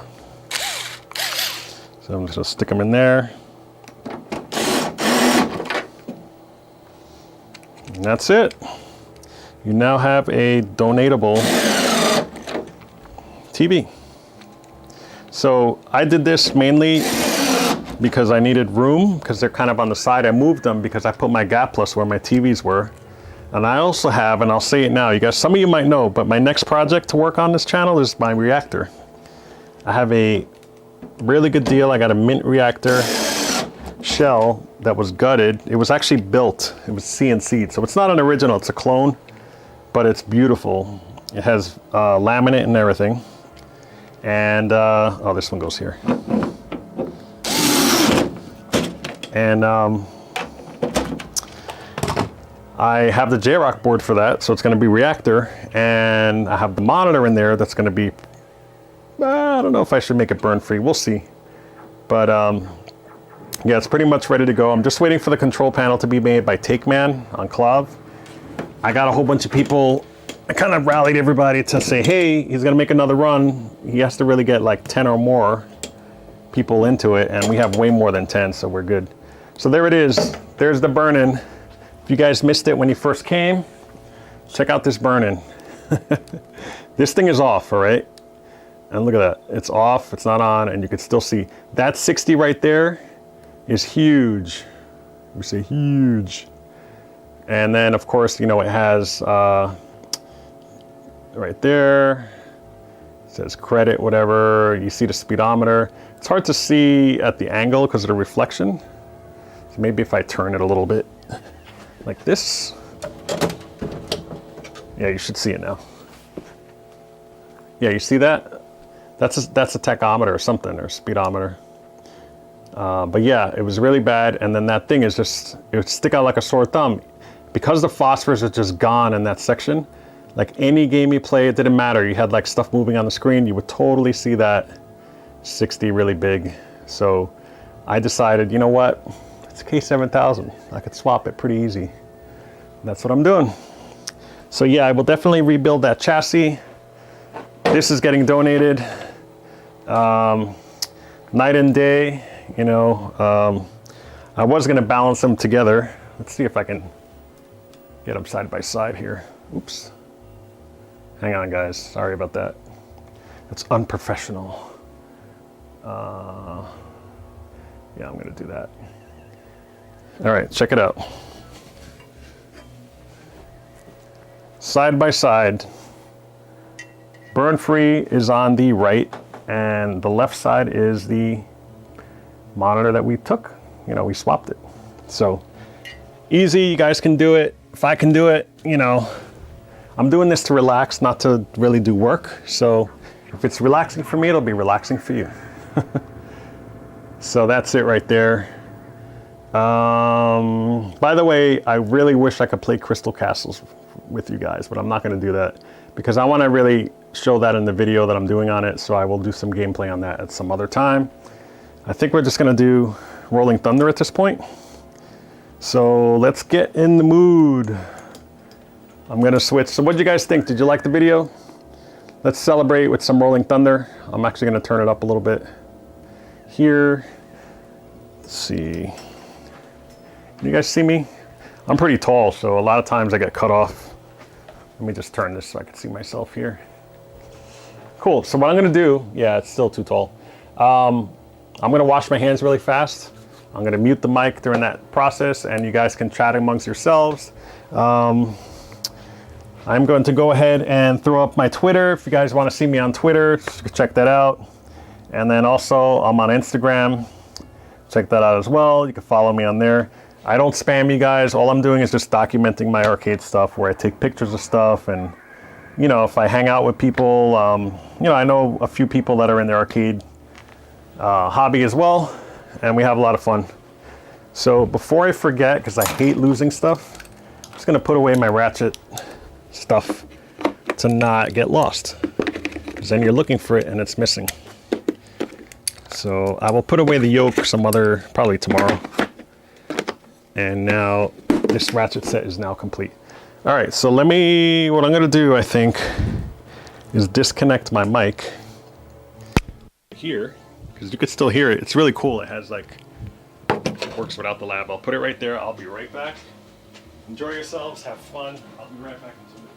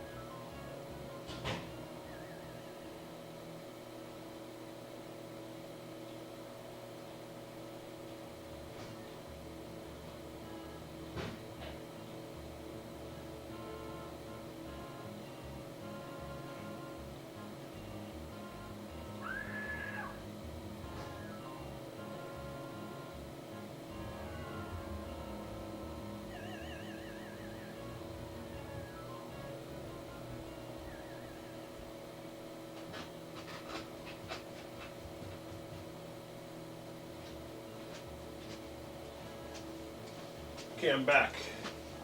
You guys miss me? I just got a drink because I'm super thirsty from doing all that talking. So, I'm actually going to take my mic. I will put on my lab in a second. Okay. I got to clean this up tomorrow. This is super dirty from that. But that's what's great about this mat is you can just put simple green. It takes the grease right out. It's awesome. So I will plug this back in. How's that? Good? I'll put it there. And okay. So I'm going to set up the thing here. I'm actually going to turn this off. It's probably the last time you're going to see me because I'm going to get off pretty quickly after I play the game. I'm going to put in 1 credit, and the reason I'm doing that is because even if I mess up at the beginning, I'm doing that only because I will have a stream dedicated. It's probably my next stream is going to be Rolling Thunder practice as I try to go for that one man finishing the game. But I can get pretty far, so hopefully this will only be like 10 minutes, 15 minutes at max, because I really need to get some sleep.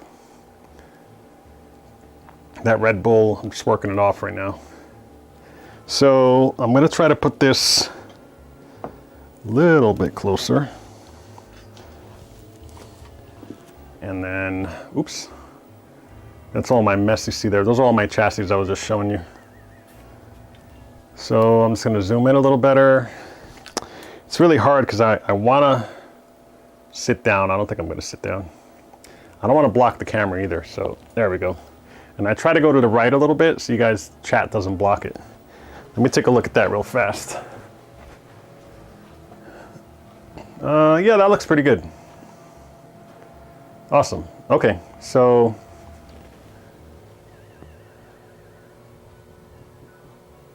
all right, so we have 26 people watching now. Hopefully, we're gonna finish up with the celebratory game. If you guys have any questions, just drop me a line. I'm at Del's Arcade, either on Twitter or on Instagram. But if you want just plain old email where you can type more, or send attachments like pictures of stuff you have wrong, whatever. It's not like viewer mail or anything. It's just, you know, I'll help you. And if I mention it on the channel, great. But just go to delsarcade@gmail.com. That's my email. I never put it down below because they have bots everywhere where they pick up stuff like that. And I don't want to get spammed. So no hate mail, please. But yeah, delsarcade@gmail.com.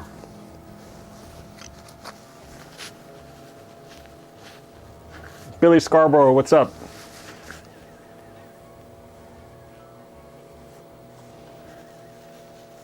I've been missing you guys, all the chat. Haven't been keeping up. Command the line. Nice to see you.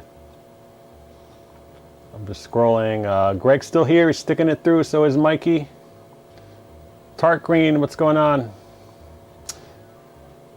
Tart Green, that is correct. We took a regular TV monitor, or television set, a 19-inch set, that I had tested ahead of time, and it turns out it's compatible. There's compatible and incompatible TVs. So it's a luck of the draw. You have to open it up. First of all, the model number has to be 19. If people say I have a 19-inch TV and it's a 20, it will not work, it won't fit. So yeah, I just tested the back of it. I have many videos on that. If you go to my, there's a playlist for TVs and arcade monitor repair, and there's a couple videos that I do solely on figuring it out. So I used to just go to like flea markets or Craigslist. You just go, you try the monitor and open it up and you test it. There's like 4 wires you have to test. I did it in this video as well. Super easy to do. Just use a multimeter, set it to ohms, and then in that video I have a list of what is compatible and what's not. So it's pretty simple. You know, I was really frustrated, you know, when I first started this, that they had like a donor tube like website or document. It was very outdated and it was hit or miss. So I said, you know what? My mission is to make sure everybody knows what to do. It's pretty simple. Just finding a TV tube is hard, but if you put an ad in Craigslist or Facebook, say, hey, you know, a lot of people in some states have to pay to get rid of these TVs. You'll say, hey, you know what? I'll take it off your hands, and then you have a free TV. Free tube. People think they're worth nothing, but they're worth a lot in this hobby. So, okay, so let me go ahead and I think I'm gonna turn up the volume, because typically, I don't have this turned up because it's really an annoying thing for people to hear, because the guy laughs every 30 seconds or 20 seconds. And you'll hear him laugh in a second. You'll see what I'm talking about. I'm just getting my key. There it is. I have a universal key for all my arcades. I change the locks, they all match. Whenever I get a game, take it out. So let me just go ahead and get the volume over here. There it is. I just gotta reach in the coin door here. Oh, I just missed it.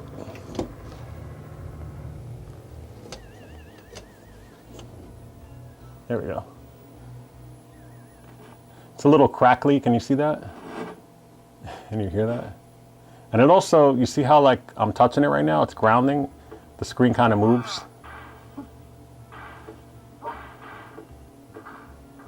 Let's turn it up a little bit. Let's have some fun.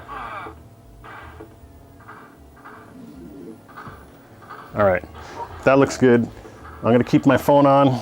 Again, I'll do that last YouTube. If you like what you see, don't forget to subscribe. It'll be totally worth it. I'm just a regular guy who loves arcade machines. Eventually I will love pinball too, but I will say I will never get rid of my arcade machines to get pinballs or downsize. I will never do that. If I have to downsize, it's because of another reason, but it's never gonna be to buy a pinball. Also, if you wanna see me on Twitter, I'm on Twitter as well. You know, I have a lot of cool connections on there too with people, and we talk all the time. So it's really fun. Instagram, I'm not on as much, but I do post pictures to that. I try to double it up. Wherever I post one, I post on the other, so. There you go. All right, let's play some Rolling Thunder. Quick disclaimer, the camera's in the way, so it's a little harder to play. That's my excuse. Okay, here we go. I put 1 credit in now, and we are starting Area 1. So this game only gives you 6 continues. Yeah, the camera's really in the way, but it's all right. I'll figure it out. So you can milk those doors if you try going in again. You can't keep getting over and over, but if you go to the right and then to the left, for example, I do that and then go back, you can go in and get it again. Well, I didn't go far enough, but I'll show you later, you'll see. It's one of the strategies you use in this game. I gotta worry about time right now. If you're new to this game, always stop at the doors. They always open, always. Don't try to go past it, you will die. All right, so here, see how that's machine gun? My machine gun bullets went up. You can't get it again, but if you go to the right and then back to the left, so you always stop, because it will open. If you try going past it and you're not that good. So now I'm just gonna go across, wait for him to come out, get the bullets again. It's pretty cool. So you can do that over and over. The only thing is your time runs out, so you gotta be careful. You could jump over guys, by the way. Did you see that? I usually do that to get points, but you don't have to. So I usually wait till about 60 seconds because you will die. Right now my time says 64, 63, 62. It'll turn yellow when it goes past a certain point.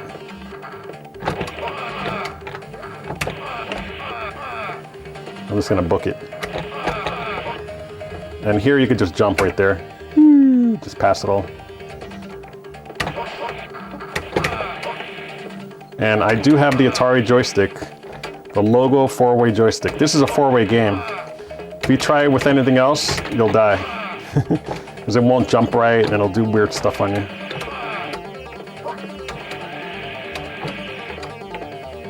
I gotta book it big time.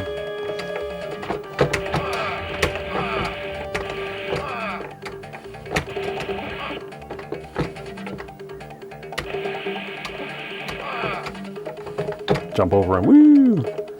All right, so I just made it. I have 12 seconds left. I've done it with 2 seconds or 1. Hope you guys are liking this and enjoying it. I can't read the chat now. I don't have access to my phone. Plus I'm playing, so. They get sneaky, they shoot down now. They try to kill you. This guy will jump down, come on. There you go. Whoa. There's a guy right there, he's trying to kill me. Jump down. I knew it. So I lost all my bullets. That was just dumb. I wasn't paying attention. But it's okay, it's early in the game. But I can do it, like I said, I can get to like level 10 without dying. So usually you go right here, he jumps down. And then you gotta wait for this next guy. He'll jump down too. Now you can go up. But sometimes they just don't cooperate. The patterns just don't work. It's kind of like, it has that random glitchiness in it where it won't work right. So here I jump right, go back left, go back up, and then just keep milking that door. You gotta do this a lot in order to win the game. There we go. Because eventually there's some levels you have to just run through and you run out of bullets. So if you do this, it's actually illegal in the world record settings to do this. You know, you have to do it in order to beat those levels because you just run through it shooting everything. No doors whatsoever, it will kill you. Hopefully you guys can hear it okay. I didn't want to turn it too loud because everybody's sleeping right now, so.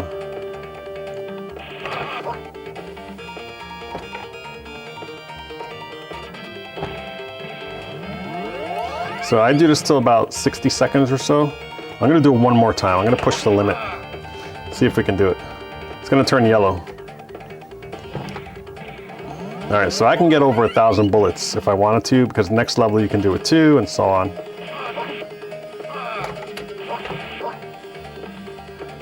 I'm just running like crazy.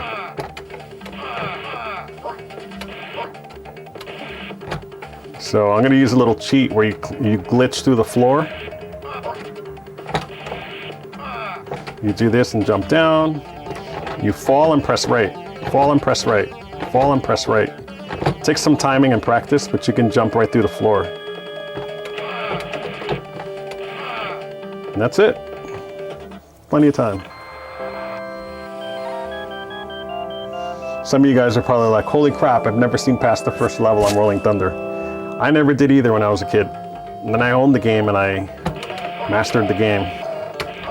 Now this board is hard because of those stupid guys that jump. Come on.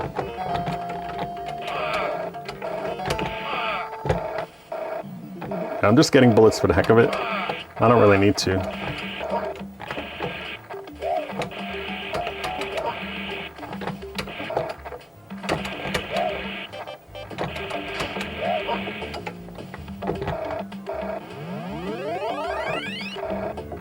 So here I can milk it a little bit too.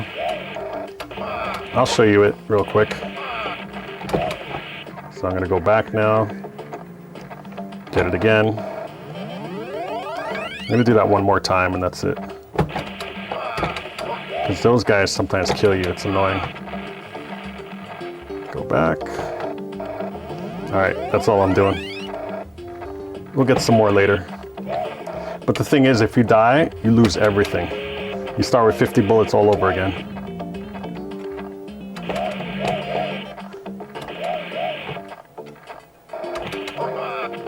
Those guys are bastards. These guys, the jumpy dudes.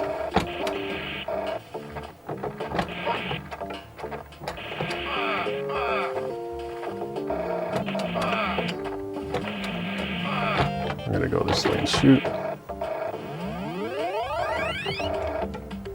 And here, he jumps over you.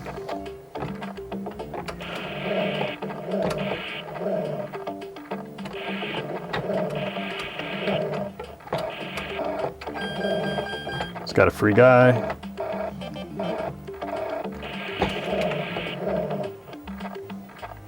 This machine gun is awesome. You just kill everything, it's great. He's gonna jump out too. They all follow the same pattern. When one jumps out, they all jump out. It's really weird. So here you gotta be careful because they shoot down. So usually you gotta do it and run forward. Yeah, but I'm good. 20 seconds, we're fine.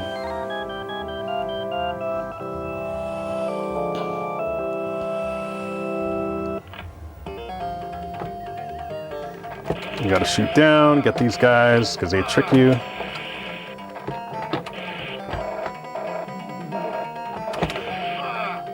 Wait right here. You got to shoot that bat. You can barely see it. Then you shoot and jump, and you get them again. Then run here. This part's pretty hard. Get them all, and then face right here, and you get them all. Ooh, that was tough. But I survived.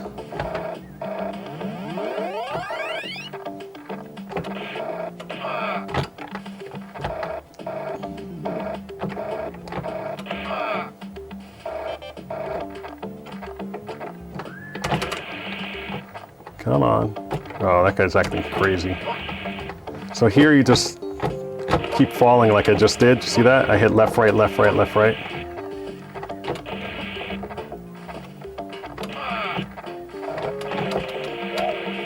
Here you run out of time too a lot. I gotta actually, I'm supposed to really book it through this level. I don't know why I'm not. All right.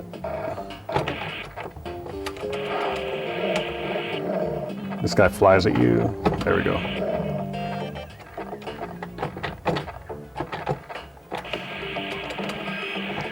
I gotta hurry up here.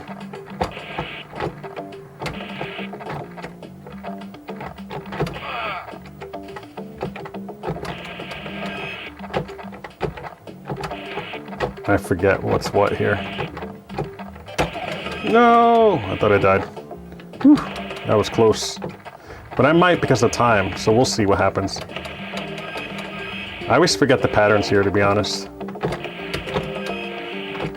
Alright, I'm good. I think the level after that with the fire is really crazy. Let me get my phone so I can see what you guys are typing here.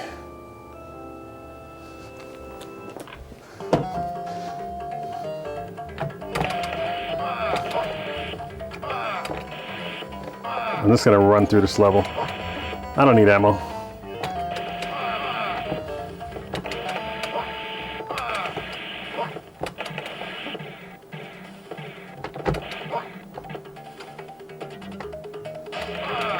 Sometimes they come from behind you, gotta be really careful here.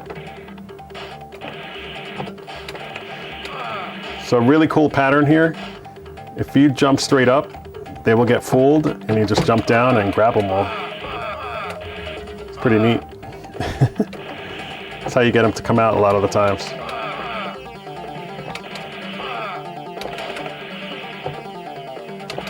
Okay. Jump right here.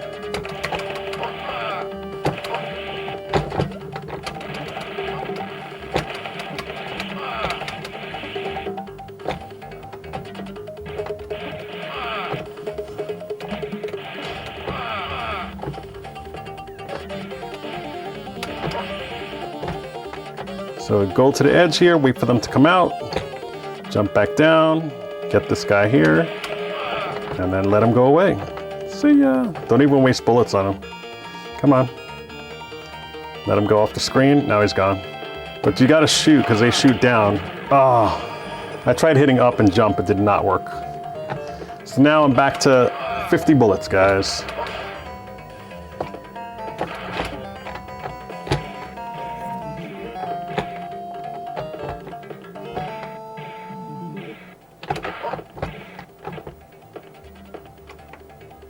I'm just trying to save bullets by dodging them all.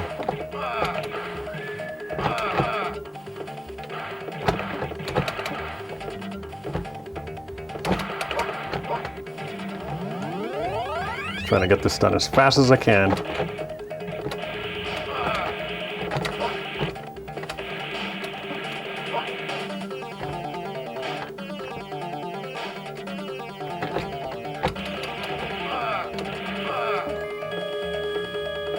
Can't believe I died there. That sucks. Now I gotta go in every bullet thing again.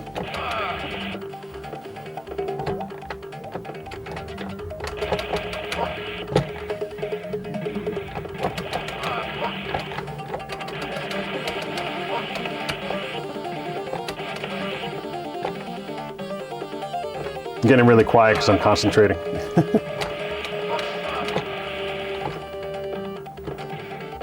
Whoa. All right, let's do this again. Go down.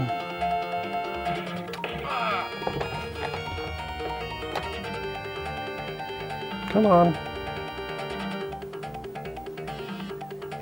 It's not doing it.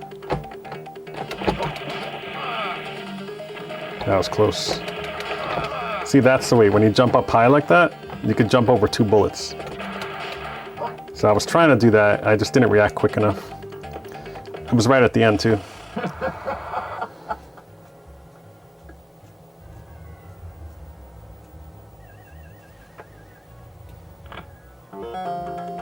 Yeah, thanks, Mikey. I know you're, you said I really got the pattern down. Here's where it gets ridiculously stupid. Now this guy's gonna jump up. Come on. I knew it. Bastard. Every time.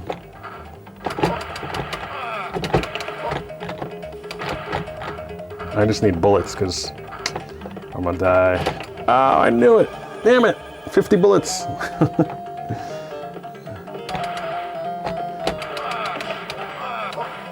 The game actually slowed down because there's so many guys on the screen. Come on, jump up. You bastard, you did it again.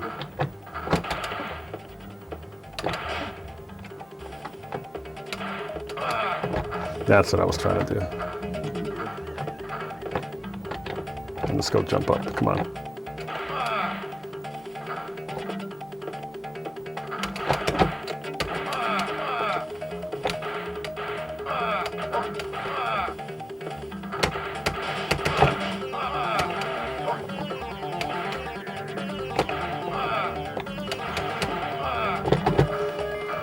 Ooh, machine gun, nice.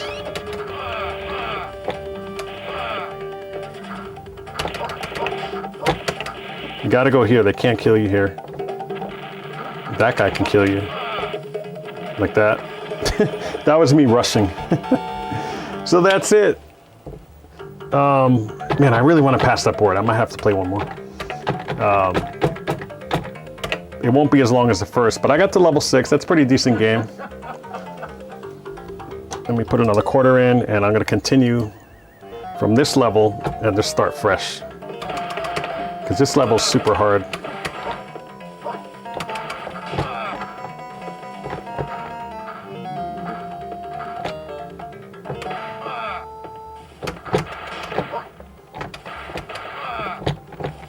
Good.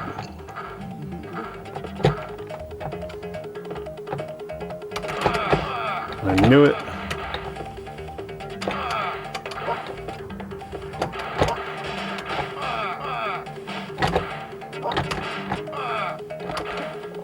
These guys are really driving me up the wall now.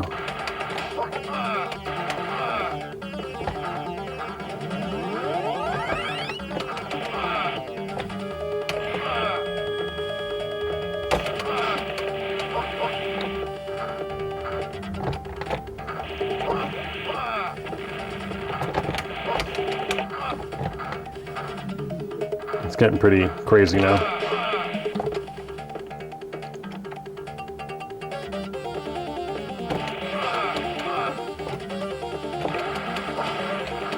This part's hard now, you got lasers.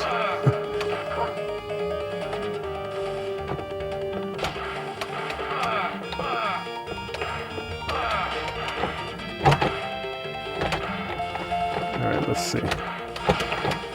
This guy you gotta duck and jump high. That part, it took me the longest to figure out. See those guys hidden behind? They're glitching, right? So you gotta jump and press up, it gets them out of there. It's really annoying that they do that, but it's really how the game cheats. So now he's doing that, he won't do it, you just jump across. Time's running out, I might die here and start in the middle of the level. And then here you gotta jump across.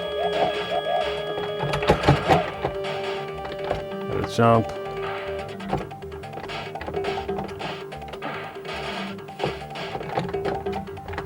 I'm gonna die. I gotta jump over him, I have no choice.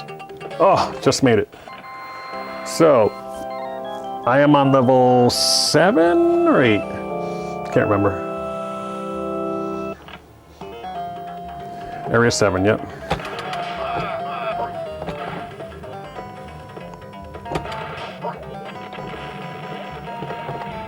So here's where you can refuel, by the way.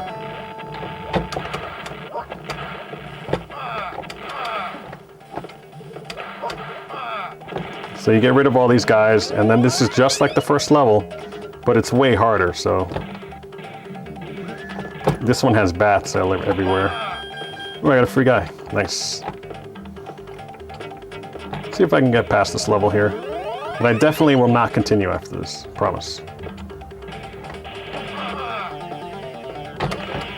Gotta kill that guy because he will fire at you and kill you. He shoots down sometimes, it's pain. So right now I'm just milking it, farming, bullets. I do this till about 70. I really have no bullets now when I need it in order to pass the new levels, so. So here's where I end up getting 1,000 bullets because I already have 500 plus this. And when it gets to 1,000, it flips. So it turns to 0 and then goes back to 0 and then 1 and so on. But once you get past, you know, 1 bullet, it actually, you know, goes back to 999 or whatever it is.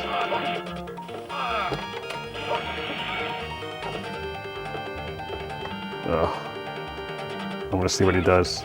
Come on.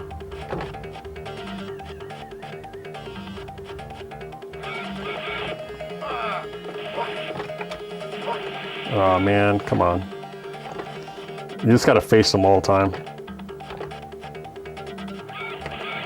That's it. This guy actually flies off the screen. You should. See? It's pretty funny. All right, let's go. Come on. We have no time.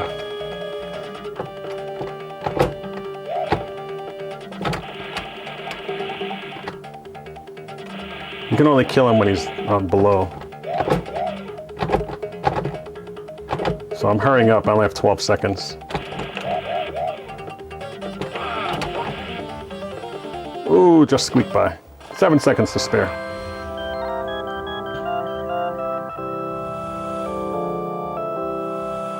You guys are talking about lasers. That's all I saw. You're all chatting so fast that I can't keep up. So this is the board where you have to really book it through everything. So I'm gonna try.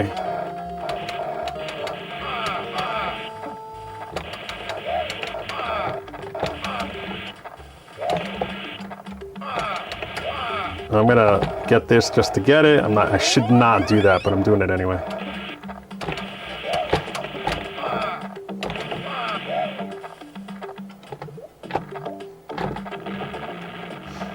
Ooh, I got lucky there. Usually you have to get rid of that guy. Here come 2 bats. Boom!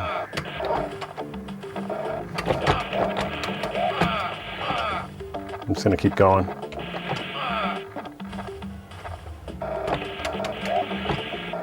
Those guys are really douches, is all I'm gonna say. So this one, the pattern's a little weird.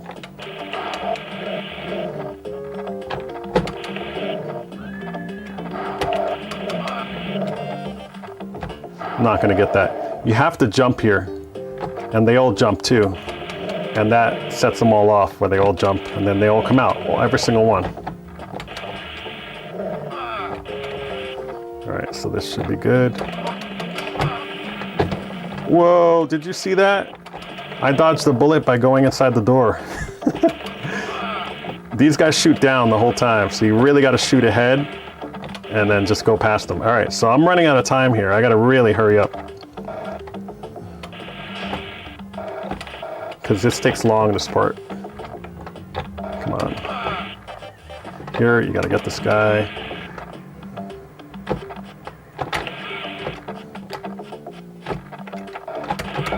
It's mainly memorizing the patterns, but sometimes it's just so erratic. I'm just gonna keep going. He almost shot down at me, I almost died there. Oh, I died. I can't believe that fire guy. How did that machine gun not get that guy? What the heck?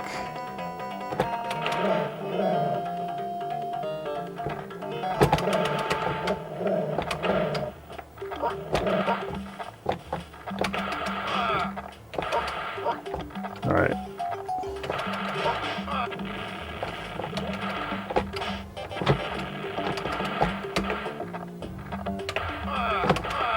Whoa, they're really after me here.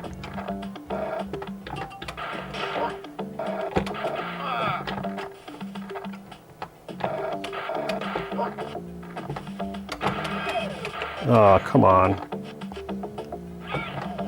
I can't believe that happened. I went too much to the right is what happened.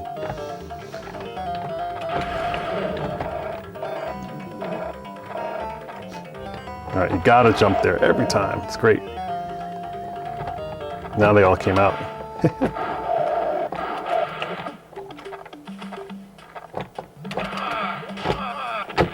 Oh man. How am I dying all the time? It's just so unlucky. I think this is my last guy, yeah.